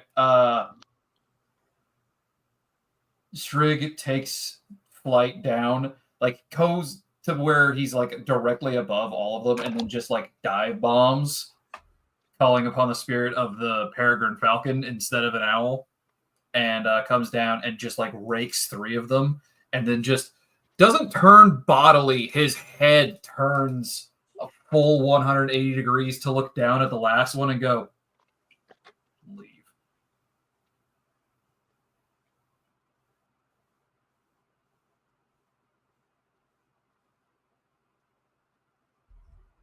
I think he's frozen. Is he Either that actually or he's frozen? just intensely staring. Oh, there you go. Oh, So- I thought you were. I didn't hear what you. I didn't hear what you said. Oh, sorry. Did the mic not pick it up? I heard the head turned back, and then you said, and then nothing. And then he says, leave. The guy drops his gun. And he just My runs. character like waves and goes, "Make sure to tell your friends." He thinks very hard. You just killed all my friends. Make Doesn't more. do that Tell out loud. them. So, pyramid or river of silver goo?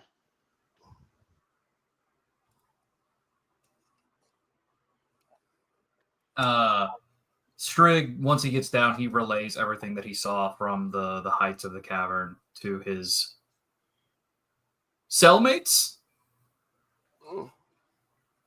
Yeah. He's sort of like, yeah, there's a village of those freaky little dudes with the nets over that way. There's the big pyramid over there. And then he turns and he looks down at the two guys that he disemboweled earlier and he just goes, Dead guys. mm-hmm. I'll make sure to. Well, I mean, I do what every self-respecting adventurer does: rifle through their pockets. The escort guys have their their key cards. They've got assault rifles. They've got shock batons. Any one of them have a light source, like a cell phone or a flashlight or a lighter. Yeah, they have flashlights on their work belts. I'll go ahead and take their flashlights. And if they have like a cell phone, I'll go ahead and open it up and then make long distance calls to China just to piss them off. No. And this way your family screwed too. Ha. No. I'll go ahead and keep the flashlights, and I do definitely want to see about a lighter. So Yeah, a couple of them would have lighters. okay. All right. So a couple lighters, couple of flashlights. Good. You guys hear the slapping of naked feet on stone coming this way from a few hundred Morlocks, it sounds like. Okay. Look around for something like a pipe, or do I still have the other one? Okay. Real quick, how much does this give me? Where's that measures table?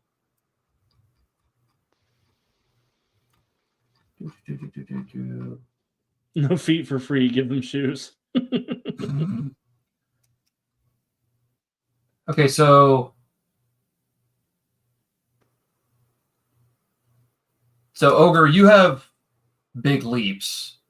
Iceberg, what movement options do you have as far as like getting out of here before we have to face hundreds of those little dudes? Swimming. Oh, you just swimming? Okay. I should be able to carry you. I might be able to carry both of you actually, because I have 4 strength. Ogre can definitely carry all of you. Yeah. I can carry all of you, and I can run 250 miles an hour. So. Oh yeah, that's way faster than me. Okay. As far as getting us out of here, I've got before we have to deal with whatever that is. Yeah. So, I guess I pick them both up and run like the wind, jump, bounding forward.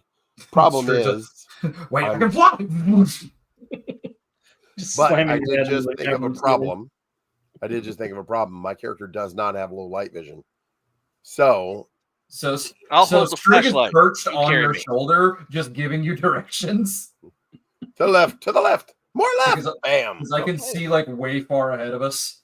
All right. Cool. We'll do that then. So yeah, that's it. Like Iceberg said earlier, where are we going? River of Liquid Silver does not seem great. Yep. Magic Mercury. I'd like to roll my streetwise. I'm kidding. We love some Banjo-Kazooie action. Yeah, Can I roll an expertise magic to see if the river of liquid silver spurs anything? Yeah, I was going to ask the same. Is there a possibility that we could use it to get out of here if it got us in here in the first place? Yeah, please go ahead and roll that. Anithria says takes off running while you cannot see, slamming into a wall at Mock Jesus. nice. Shout outs to Anithria. That would be my wife. Hey, Anithria. 19. That's only a 10. You're pretty sure that the liquid mercury did have something to do with you getting down here. So it's reasonable to think that whoever is at the end of that mercury probably knows how to get you out.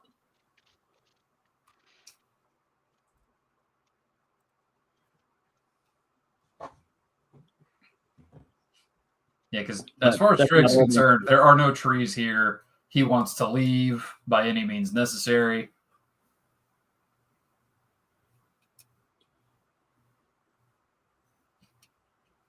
Perfect. I put him down as motivation acceptance. Should have put motivation trees. Motivation. One real tree. One real tree I can perch in and hunt from, man. That's all I want. That's all I want. Awesome. Well, I'm going to go ahead and do a skill challenge now for you guys to evade the Morlocks and to follow along the trail, because it sounds like you guys want to follow the Mercury Trail. What skill might that be? Motivation eating rats. So, it sounds like... You're near Emerald City. Isn't there a rat guy around here somewhere? There is a rat guy around here somewhere. Oh, no. It sounds like, Ogre, you're going to be using strength to handle the leaping portion of it, to handle the actual physical evading. How many times do you want me to roll? Or we'll start with 19 plus 12, 31. 31, so that'll be 3 degrees of success on the challenge. Okay. Could I roll stealth on behalf of all of us and not just me? Or... Okay. So yeah, definitely. Just tell me how you're hiding. Hey, Ogre, jump quieter. What? Well, I would think that I have silent flight, and I feel like a lot of that has to do with like the structure of my wings and how like the wind rushes past my feathers. So I feel like if I just kind of extend my wings around Ogre like I'm a big cloak for him, then that would help to deaden the sound of him carrying us through this cavern, since he's the fastest one. Sounds good to me. Go ahead and give me a stealth check. That is a 29. All right, Anithria. Ogre, I barely know her. God, what the fuck? Staple Kess Corp dudes to Ogre's feet to muffle his landing. There you go. Oh. It only works the first 2 times. Yeah, that's why you just keep getting the new dudes. Actually, after the first landing, it gets slippery. And it gets squishy between your toes. It's just it's not a good scene. Imagine getting a splinter in your foot, but it's a guy's rib. Yeah. It's like walking on Legos, but they hate you. I think they already do. Can't be dead. That was the last of our app budget. You can't be dead and hate something. Oh, sorry, Green Running Publishing. I'll get the jar out. That was our budget. Okay. So 5 successes so far. Iceberg, what would you like to do to help with the challenges you guys are making your way out of this cavern? I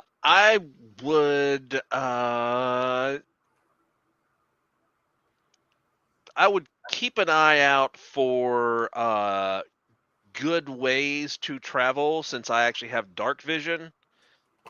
So perception. That works for me. 24. 24. That is another degree of success. So after the first round of challenge, you guys have 6 successes. Hot damn. Wait, is there a damn budget? The damn budget. The damn budget. That one's that damn, but we're at 4 of them now. So okay. So back around. Ogre, give me one more athletic check or one more strength check. We'll see if you're able to get free with that. 13, 12, 25. 25. That's one more. Strix, one more check. Okay. Stealth again? Yep. Okay, that's 24. 24. That's one more success. And Iceberg, one more roll. Ooh, that's a nat 1. Ooh. Your hero points. Yeah, I do have a couple of hero points. I'll spend one of those. I'll Scandalous. roll a different dice. I think of the three of us, you're the only one that has not spent one thus far. Yeah, that's a 22 on the reroll. 22. Actually, that's a 10, so that's a 32 on the reroll. Oh, perfect. That is 3 degrees of success. Love to see it.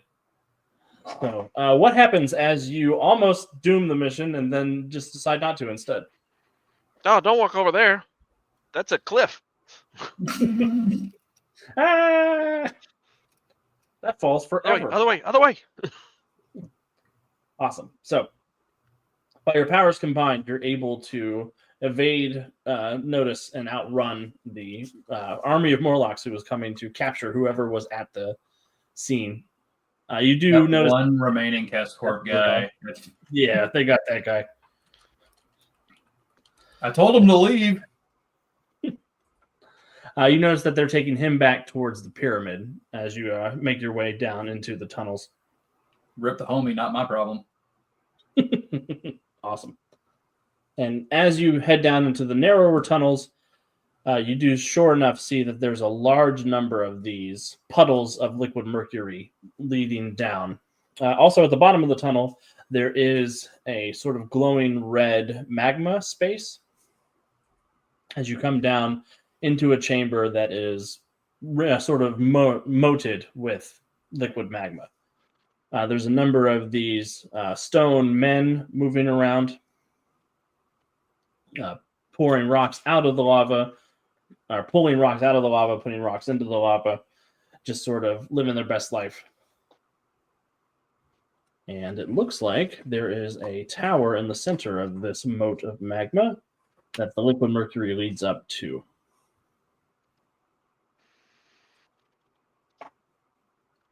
So the liquid mercury is like flowing over the magma? Or it's sort of in pools, like something has walked through here, dripping liquid mercury as it's come in. But there is some like just resting on top of the magma. No, it's on the stone around where you guys, on the stone. You were able to stand. Okay. So it's got like a moat with like some way to get over it. Yeah, there's a stone bridge that leads over the magma and up to this central tower. Gotcha. Okay. So I am just instantly just drenched in sweat. Oh no, do you have a weakness to heat? No, I have immunity to cold, and this is the opposite of that. I don't like it. Strict, just like using one wing to kind of fan you off. And I'm like, how are you guys with cold? Are you okay with cold? Yeah. All right, with most.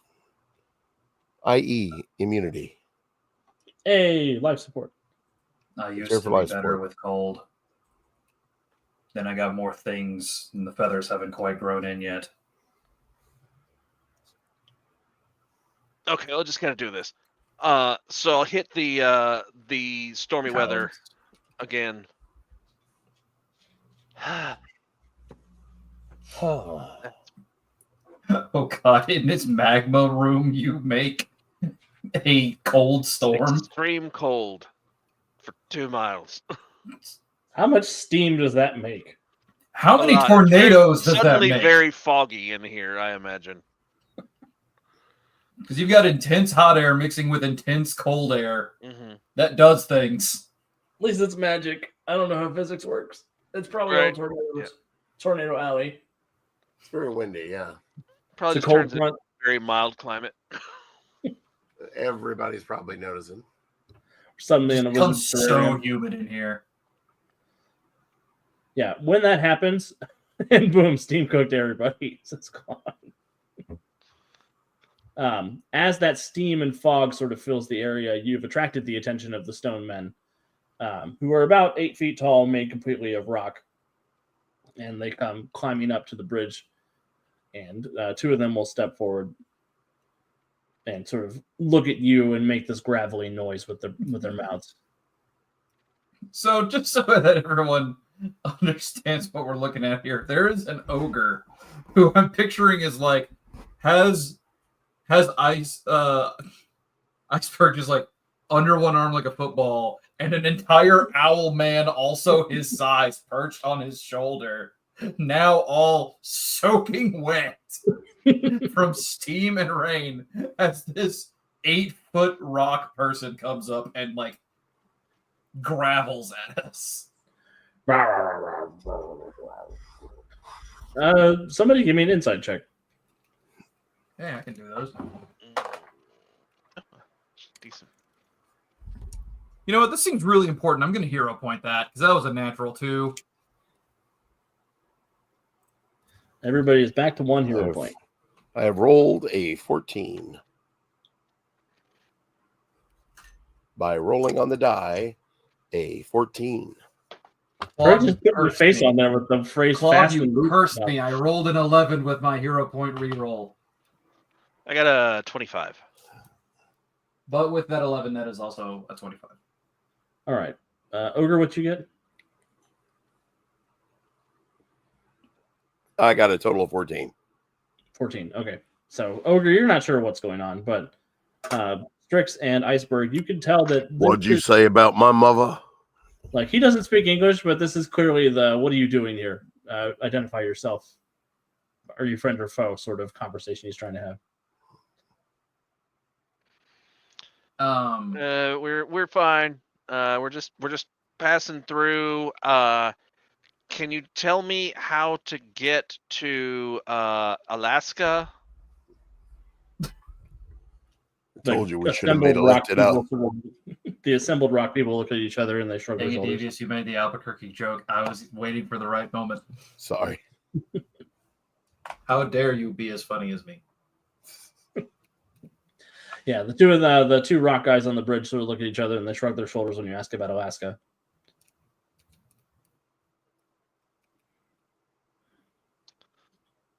I will sigh dejectedly and turn off the sphere of extreme cold. I give him the universal movement of shrug. Like, what? It's like, dude, we're just as confused as you. Yeah, not getting it. I'm not throwing hands. I give the universal greeting, Balweeb Grana Weep Niniban. They point at the liquid mercury and they put their finger in it and they like hold it up to you and they like look at you and look at it and look at you and look at it. No thanks. No thank you. I'm not hungry. I look at it and It's shrug. not ours. That's not ours. We didn't do that. We didn't put that there. I feel like 6 awareness, even with 0 Do we roll another insight check? That. I do not have to roll What he another means about that? You think he means, did you come with the person who did this? Oh. Nope, we don't even know that guy. I look at him and I'm shrugged. And you can tell with your insight check that they seem to understand English, even if they can't speak it. Oh, okay. I don't know what it is. We're trying to leave the place where we were created. We were trying to escape when we found ourselves here. That silver liquid had something to do with it. And they look at you, they look back at the tower, and they gesture for you to follow them. Shrug. Okay. I'll do the very American thing where I smile and nod and give him a thumbs up. No reason not to. Right. Awesome. And they will lead you into the tower. As you enter in, you can tell that there is the sound of combat going on above you.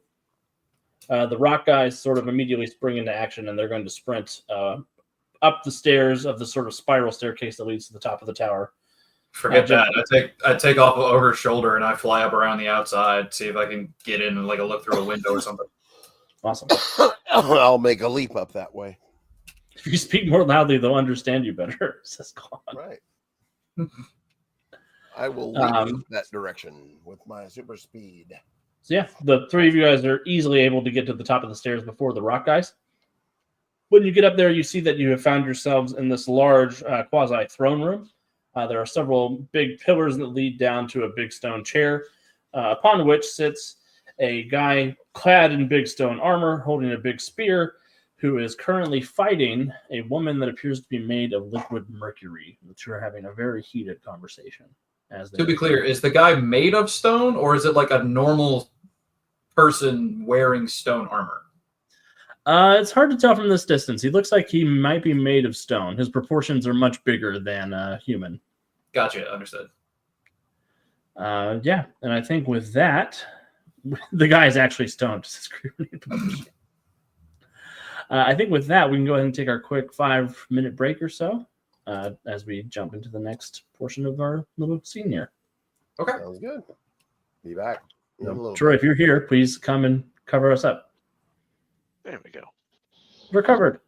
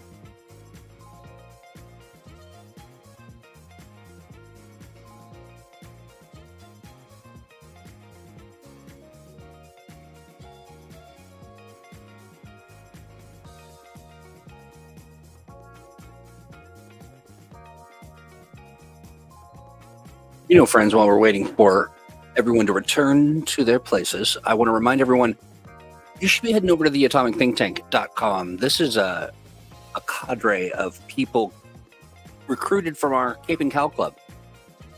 They are members of an elite group of people that pay really only $8 a month to hang out and do all kinds of stuff. Tremendously, amazingly fun stuff. And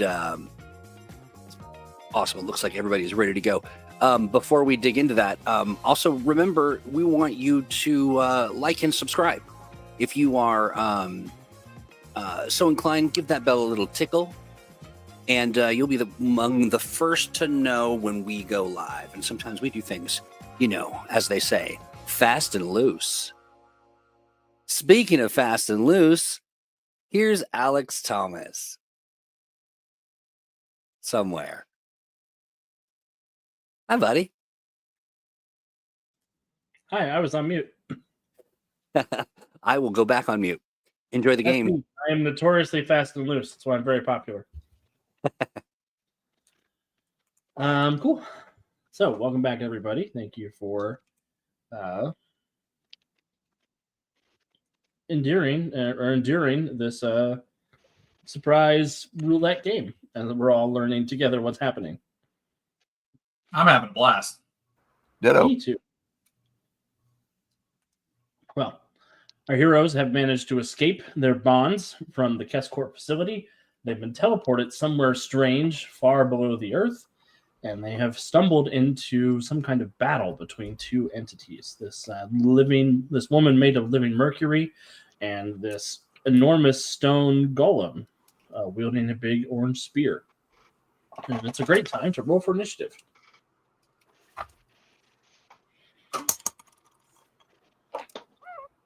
Do. 24. 8. 5. So that's 5 for Ogre and 8 for Iceberg? Yes. Yes. Mercurial. That was with my bonus. 4. That was with your bonus and everything. Yes. That's tough. That's rough, buddy. Yep. So whose side are we on? That's probably why my character is going so last, is like, who am I punching? All right. Well, Mercury our names are woman going to let be us out? then Mercurial, then a stone golem, then the Doctor, then another stone golem, then Iceberg, then Ogre. So Strix, you're up first. Well, as far as Strig is concerned, the stone guys are the first people we've come across since we got out that haven't immediately attacked us. So good on them. And also, Strig doesn't feel the odds are great about hurting rocks with his talons. So I think Strig is going to, first of all, free action assessment on this strange silver lady. Perfect. You have a plus 14? Yes. Well, let me go take a look. And I will let you know what I can tell you.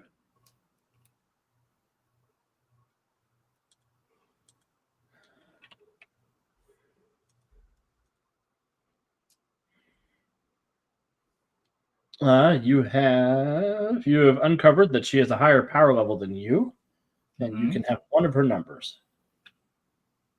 I would like to know the modifier of her most commonly used melee attack. Plus 12. Not great for me. Okay, distance it is. Is there a way for me to fly up, stealth, and just catch her with the cone of my shriek? Yeah, you can manage to make that happen. Just gotta angle it right. Actually, I'll save the stealth for after because she's absolutely going to know that I did that, and then I want to hide afterwards so she can't find me. I feel like that's a better order of operations. So yeah, fly up, hit her with a shriek, cone area, affliction 8, resisted and overcome by will, and regardless of whatever, however she rolls, I'm going to try to like hide up in the, I assume, large vaulted, poorly lit ceilings of this throne room. Take cover behind a stalactite. Actually, I could hide behind one of the pillars. That's a good point. As you let out this shriek, it doesn't seem to have any effect on her. Bad news. I go hide. The shriek goes out and it sort of vibrates through her liquid form and it separates her a little bit, but she's able to maintain her composure. Don't like that. Don't like that much at all. All right, so yeah, that's going to be a 26 to hide. Give 26 to hide? Mm-hmm.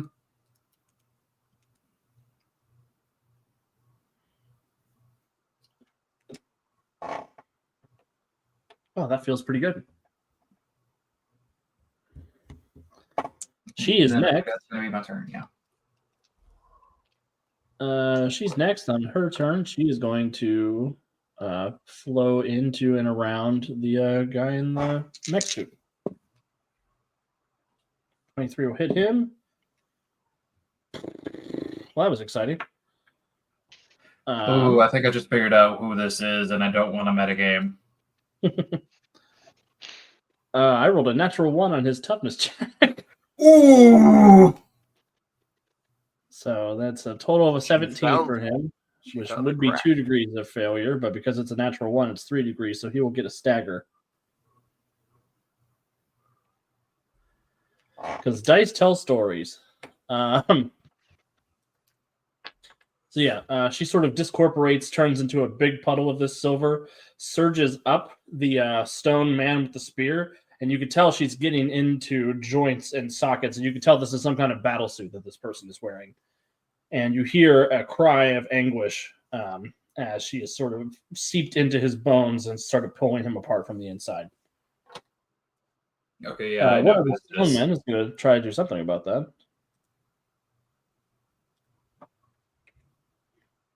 As he lets out this gravel noise and starts running forward, saying, "Father, no, Papa, Papa, can you hear me?" And he gets a natural 20 to hit her back. Oh God! Holy cow! Let go of my Papa! Does she have immunity to critical hits or anything like that? Nope. Wait, question: do these dudes count as minions? They're not minions. Okay. Oh, good. If I've got a rules lawyer, I got a rules lawyer in every direction. That's the only way it's fair. Yes, that's correct. That if they were minions, they wouldn't be able to. But these guys are just regular, good old fashioned characters. They're only power level 6, but they're still characters. Hey man, those power level 6s can take down a power level whatever she is. Higher than 10. Yeah. So it would be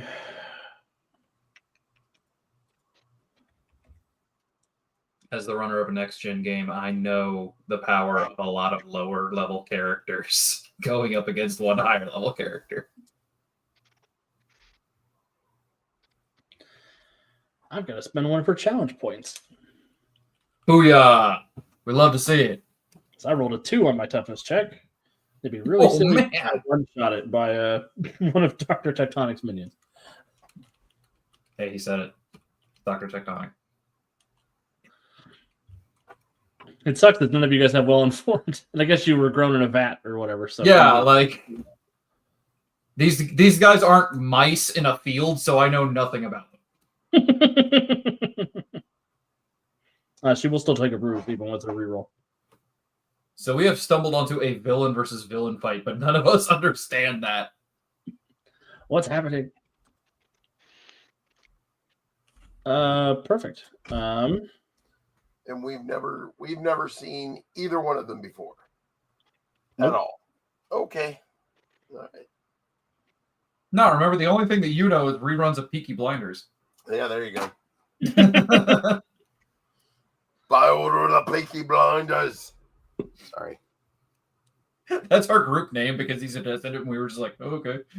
Yeah, we can be the Peaky Blinders.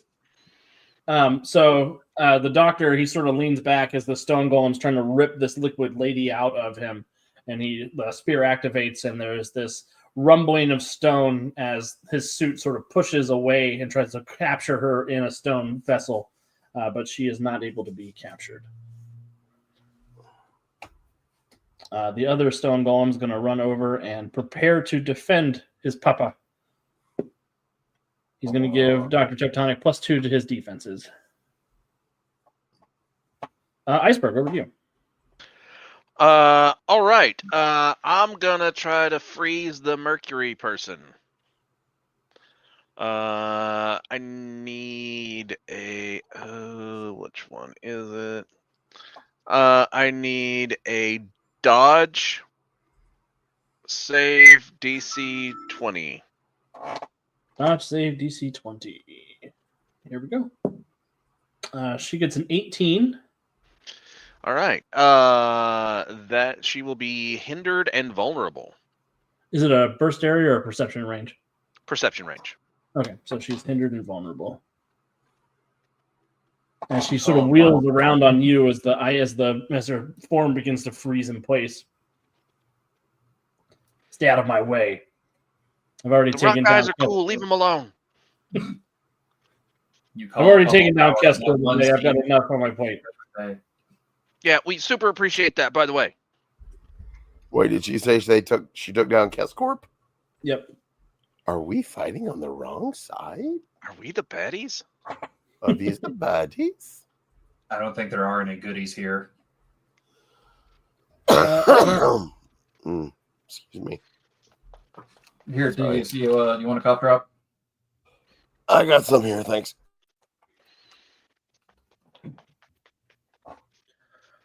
Aren't we all just mice in a field, man? Just go on.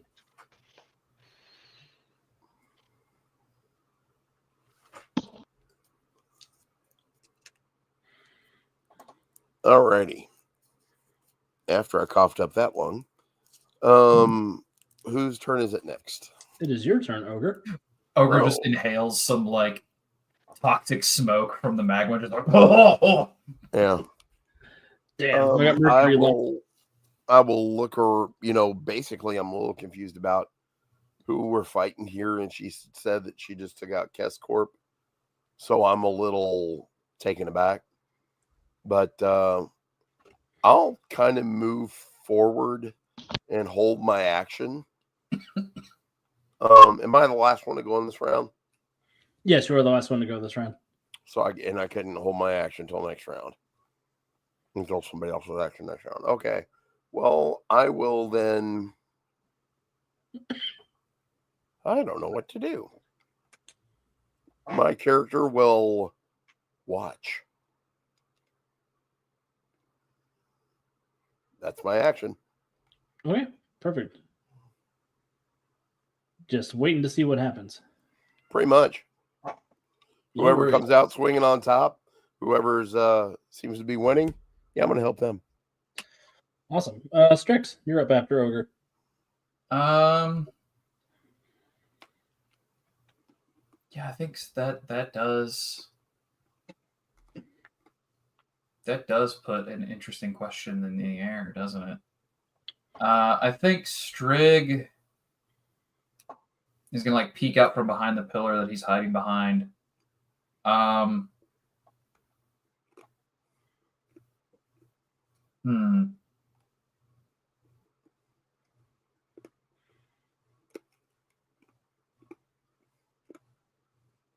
So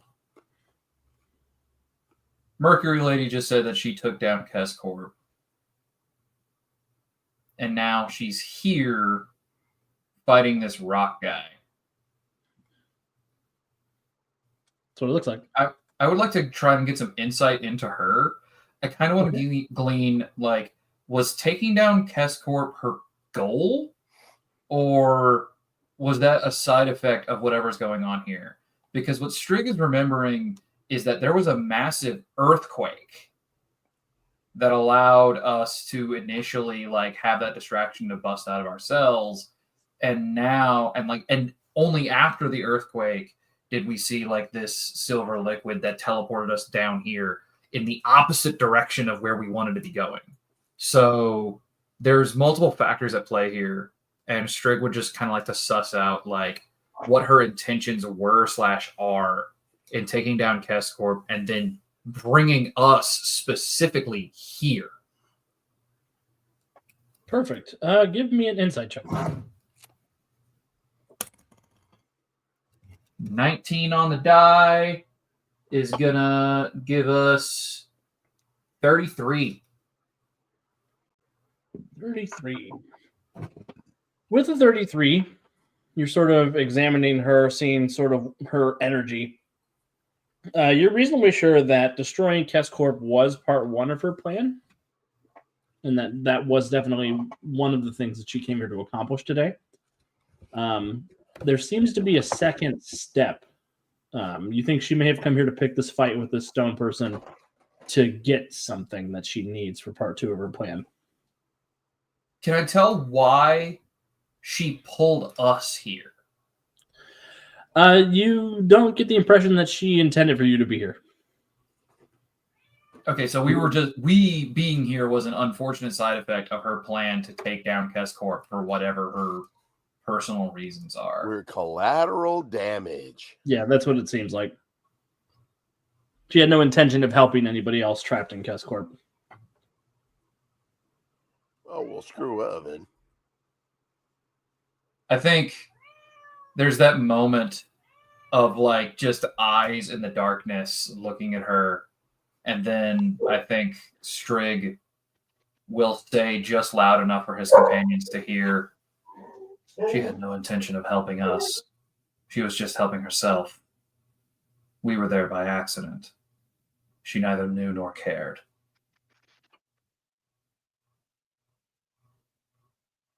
If we had died, she wouldn't have cared either way. We worked together. She refuses. The stone man and his children? And Strig kind of cocks his head a little bit at the like golem-like people.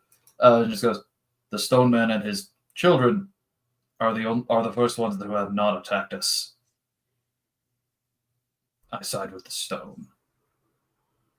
And then she is currently, what was it, dazed and vulnerable?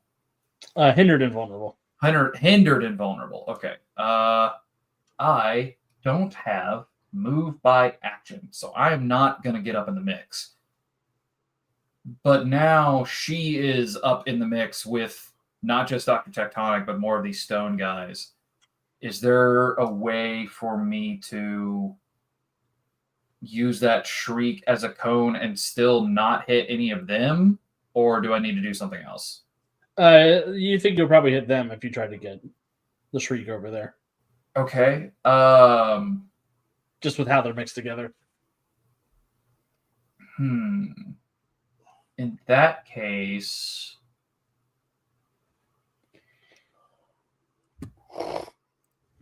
I can spend a hero point to give myself an advantage, right? Yeah, you can. And how long does that advantage last? For a round. For just one round. Okay. Yeah. In that case,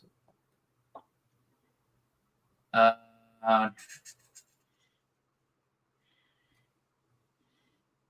I know what I'll do. I would like to change. I would like to do a power stunt. And I would like to change the shriek to no longer be a cone area affliction. I would like to make it do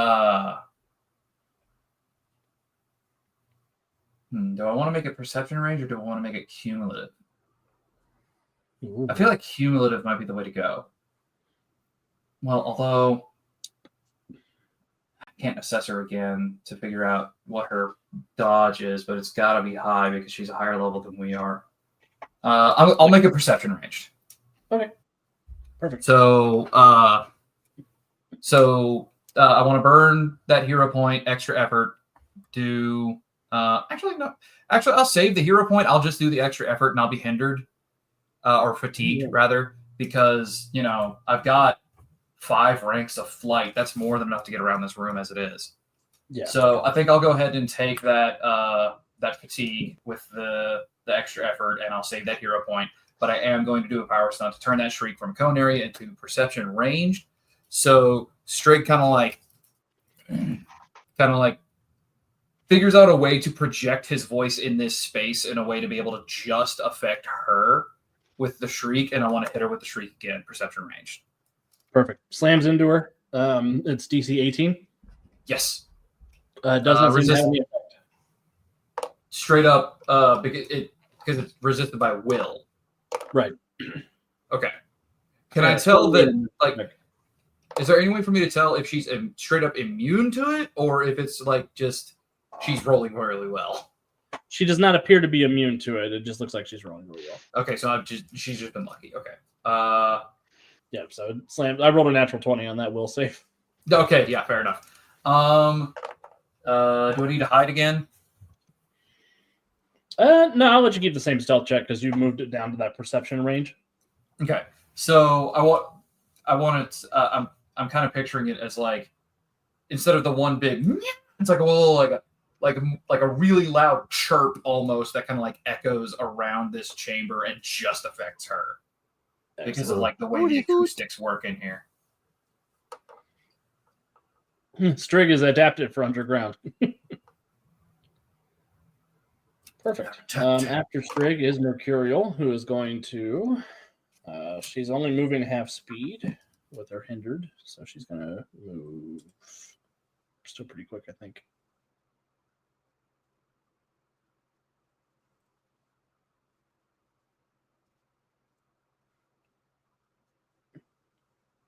Yeah, she still moves pretty quick, but that's okay. She is going to flow down around Dr. Tectonic's feet.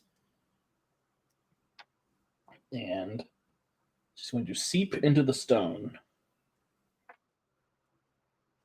She seeps down into the stone out of view of you guys. Then I'll make a resistance check. She's still hindered and vulnerable, but she is out of line of sight at this point. The stone guys are going to hold until they see Mercurial again. Same. Dr. Tectonic will actually take the recover action to try to get rid of his staggered. And that'll take us to Iceberg. All right. I am going to throw up the windscreen, the deflect against attacks targeting dodge. So maybe that'll do something. Perfect. Wait. Did my turn go by?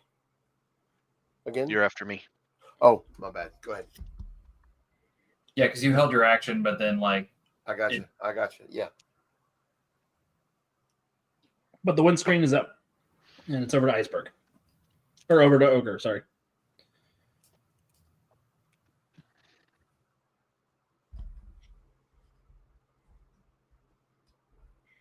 All right, now my turn. Now your turn. Yes, Ogre. Yep. Hold my action and wait for her to appear. And when she appears, attack. Ready to bonk.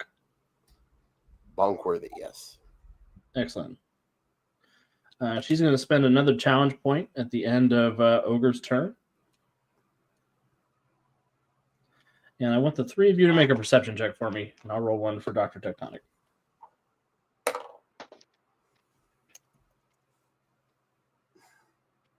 23 for me.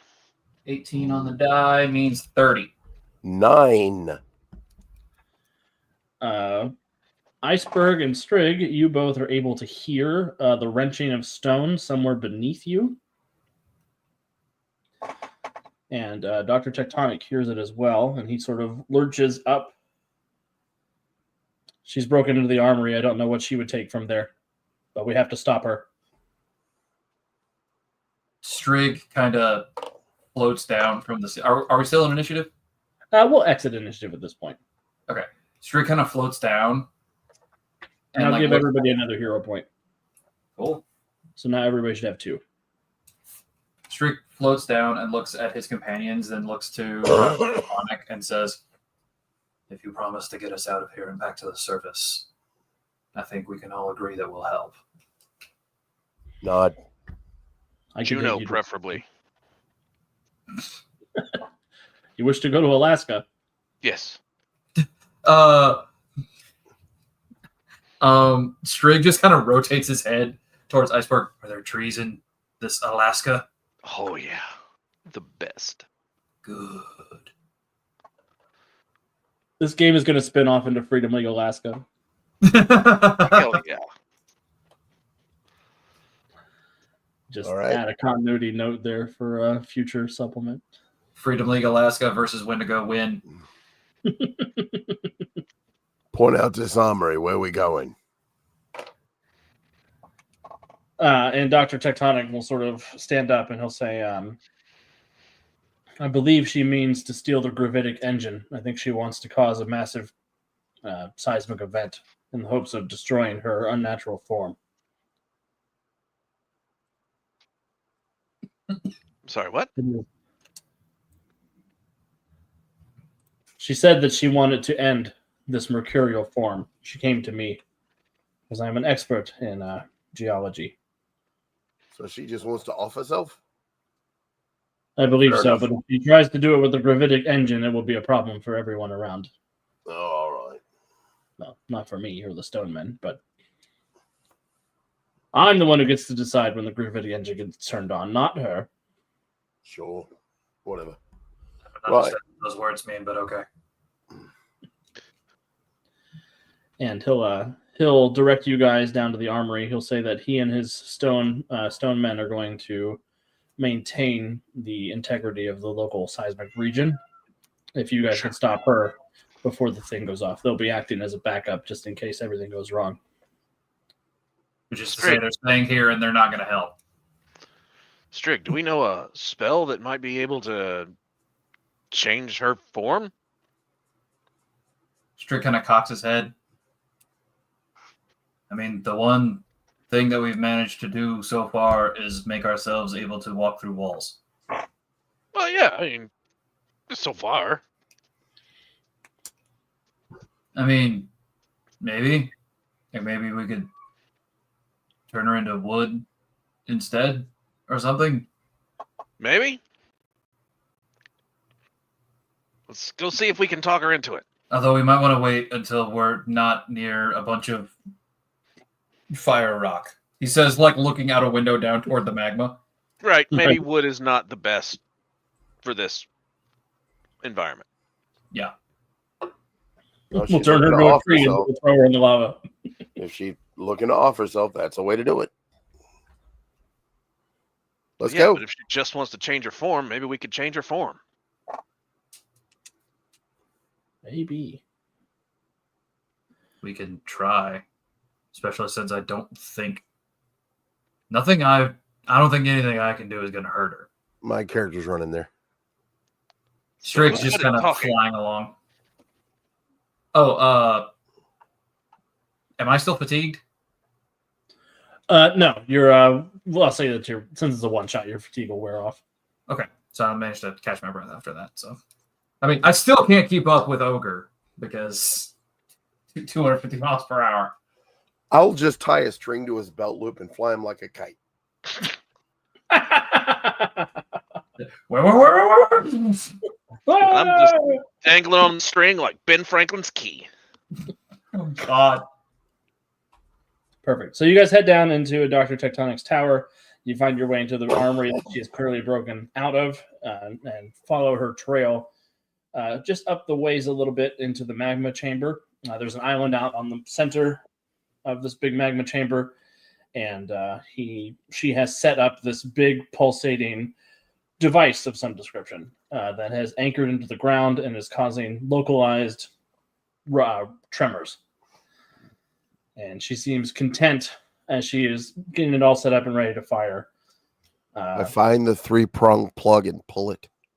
It appears to run on some kind of electricity. Yeah.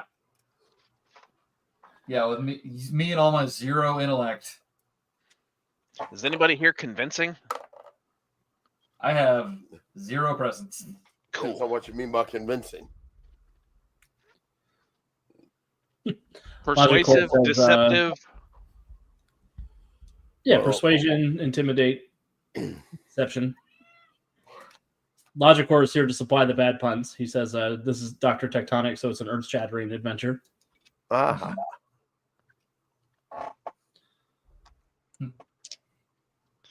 All right. I'll run in the room and I'll shout, "Don't turn the machine on. We can change you." She sort of doesn't really acknowledge your presence, barely looks over her shoulder and says, "Nothing can change what has happened to me." Well, then what are you doing with the machine? I intend to kill as many of us as possible with this machine. Us? Who's us? Everyone who punished me, everyone who changed me, everyone who did this to me and to you. I think they're all dead already.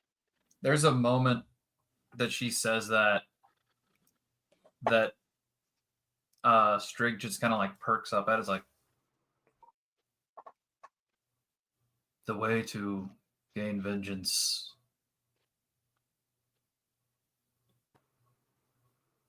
The way to gain vengeance is not to destroy those that had nothing to do with it. So saith the man that disemboweled people with his hind claws. I disemboweled the ones that helped. Yeah, but they were just like, I actually work in HR. I don't have any. They had weapons. That was a slide rule. It was a weapon. Don't make this owl man start to quote Nuremberg.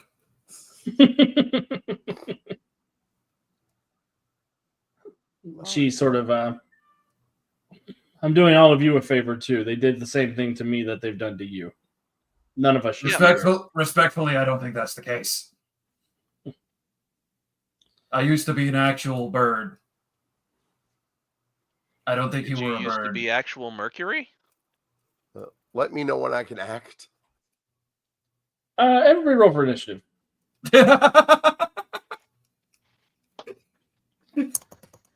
Because she's reasonably sure a fight's about to happen. Yeah. She only has one challenge point left, too. She looked an animal that could understand speech in the eye and said, "I am going to kill you."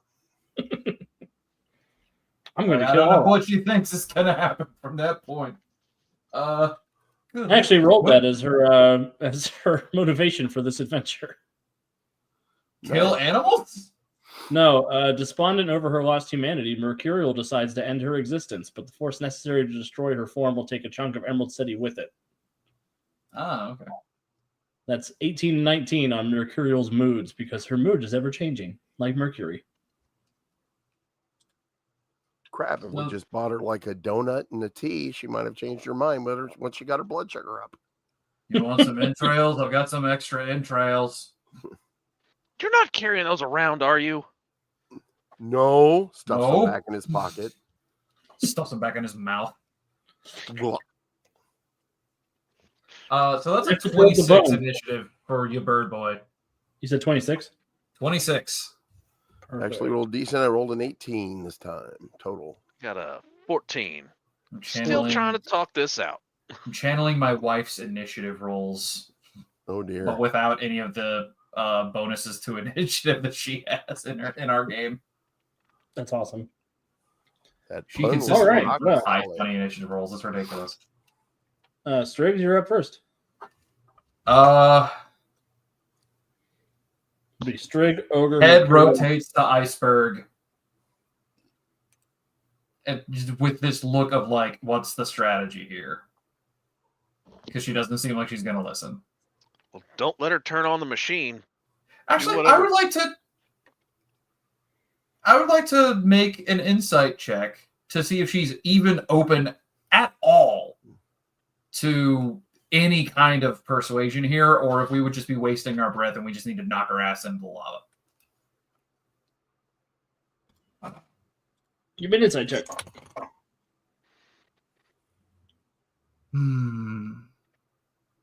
I could hero point that, but I think it's more fun to let it ride. That is only a 16. As best you can tell, there is zero hesitation in her. Okay.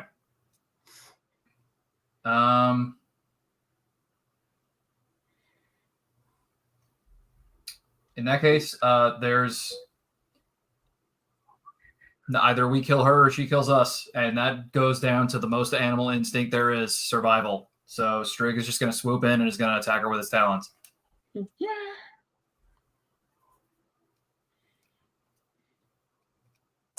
Eat her. That's a 25 to hit. That will hit. Okay. And that's 5 damage. And I think fast grab makes it to where do I get a free grab attack or do I just grab her? You get a free. You hit with the grab. I have to resist it, but you just have a free grab. Okay, so I make the free grab. Then do I need to roll again? Nope. I just have to roll a strength check to see how grabbed she is. Okay.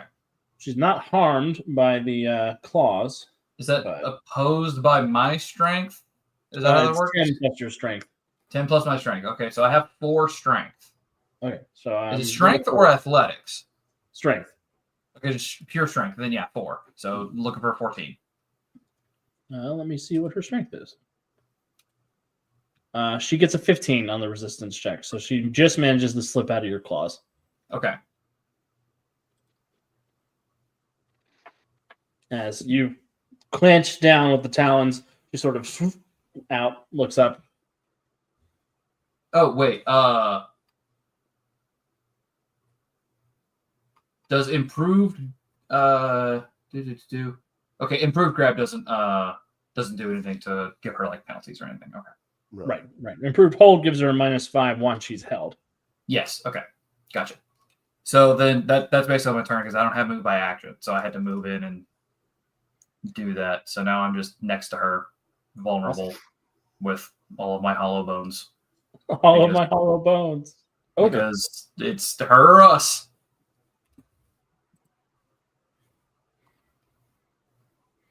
Devious, it's over to you. It is over to me. I will hold my action until Iceberg goes, because I'm hoping that Iceberg will do something that will make the target vulnerable, making my hit much more solid. Cool. Mercurial's going to try to drown Strig and Mercury. Oh, no. 27 to hit your parry, DC. Oh, no. So, my parry is only 8. Cool. I need a fortitude save for a 22. Oh, my fortitude is also only 8. Roll high. Roll 14. Good thing you saved that. Good thing you saved that hero point. I'm going to use that hero point because that was at 7. That is not much better. What was that DC again? 22. But if it's 1 to 10 on the reroll, you get to add 10 to it. Right. So that's a total of. Actually, no, yeah, 22. Because that's 8 plus 14. Oh, you're good. I just exactly make it. As her form sort of liquefies and rushes over you and tries to get into your nose, into your mouth of your beak, you're able to just peel yourself back before she's able to get into any of I jettison out a pellet to repel her as I flap back. Got some entrails. Blah. I cast entrail. I hate that spell. And she will go fatigued, and she will kick the machine and start it. Get it started.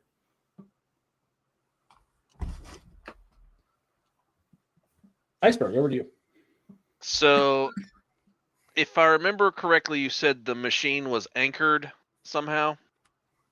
Yeah, it's sort of bolted into the ground. Like it's got drills that are locking it in place. Okay. All right. So... Let's see if I can freeze that Mercury. That one is a dodge save. Perfect. And it's perception and range. Go full It is permanent perception critical range, on yes. What's the DC? 20. No, she gets a 26 on the dodge check. Well, poo. You can burn a hero point to do it again. Yeah, you could go try again if you wanted to. Yeah, I'll go ahead and go fatigued and try it again. I'll do it again. Yep. I'll do it again. 14. What's that? 14. So I missed by 6. I'll say that's 2 degrees. She is defenseless and immobile. Oh, I I hate hate that. that for her. I hate that for me very much. And this is why I held my action. Mm-hmm. So, Iceberg, what happens is you freeze her basically in place. All that liquid mercury just becomes solidified. You watch her as she was her very fluid movement becomes very stiff until it just stops. Okay. Straight up Terminator 2. Yeah. Excellent. Now we just need to do the next part. Guess what I'm going to do now? Put her in the lava. Do it. Actually, yeah. I will go ahead and Just pick her up and throw her in the lava. I will pick her up and chuck her into the lava. You QED, quite easily done. We'll spend a hero point to not only pick up, but chuck in. Oh, you don't have to spend a hero point for that. Oh, She's defenseless, so you can either hit her as a routine action, or you can roll to hit her and get a critical hit if you succeed at hitting her. to pick her up? And Yeah, toss we're her? sort of combining the pick up and toss into one unarmed attack damage. Okay. Well, if I can just pick her up and toss her with no problem, I'll do that. Cool. Yeah. Okay. Enjoy the lava. So perfect. You hit her as a routine action. You just hit her. What's your usual unarmed DC? My unarmed DC is 8. 8. So DC 23. So let me roll that first. Oh no! Oh, wait, I rolled a 1. is that a resistance or? Yeah, this is her toughness to resist the initial damage of you hitting her and tossing her. Oh, And then well, the take lava damage turn. was that? I'm sorry. I thought you were asking for the attack, not the effect. The effect I have is 12. So it's 12. Oh, 27. No. Oh no! Is it really going to be that easy? Okay. I rolled a 1 on my toughness check, Oh no. which is a total of a 13. She misses 27 by 14, which is 4 degrees of failure. Didn't she have a point left? She does have a challenge point left. I'll try to reroll. I know that face. That's not much better. It wasn't a 1 that I know time. that face. Good. Way to go, Gerald. Teacher, you forgot homework. If you're gonna rules lawyer, you got a rules lawyer in all directions. Yeah, it'd be dumb to die with a hero point in my pocket, is what I said this weekend at UConn. So she got a total of an 18, which is a miss by 9. So that'll be a bruise and a daze. And then I'll roll a toughness check versus the lava now, as she makes contact with it. What damage rank is lava? It starts at 8 and gets worse as she goes into it. Oh no!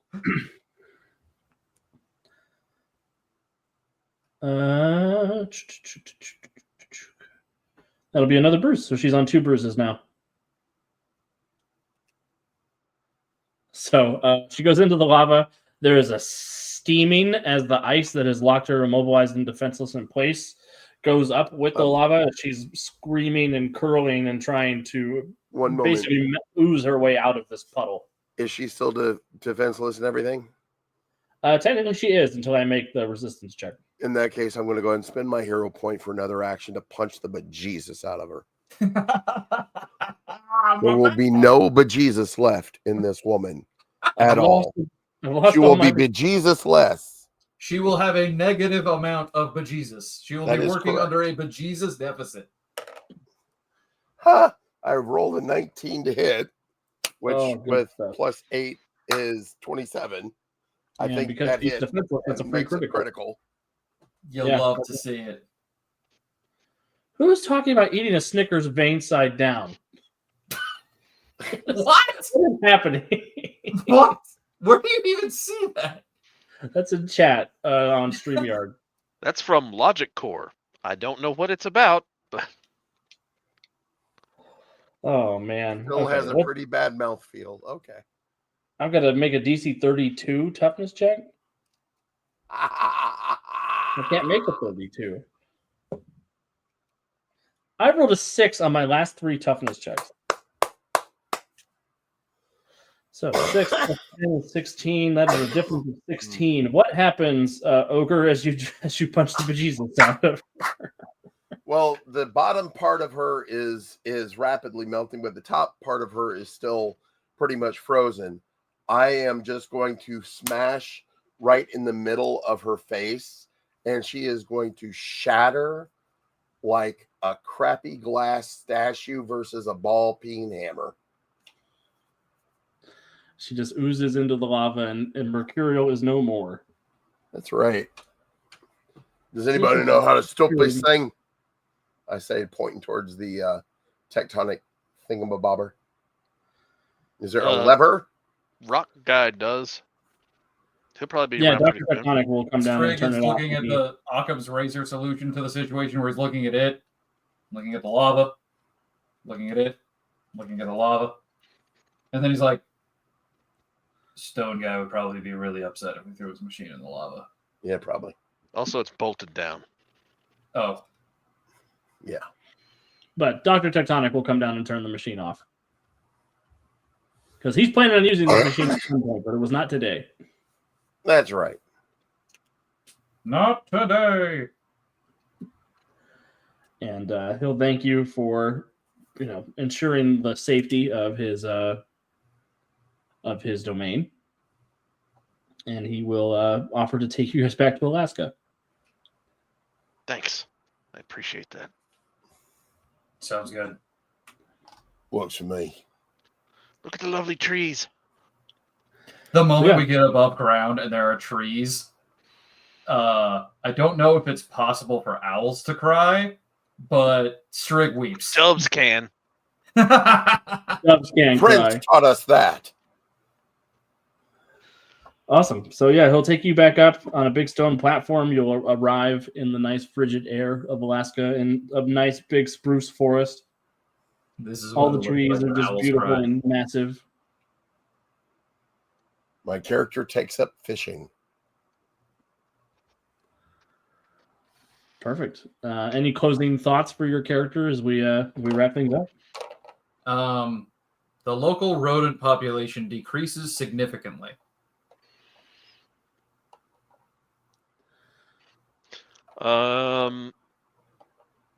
There's like wake behind Iceberg as he swims up and down the channels around Juneau.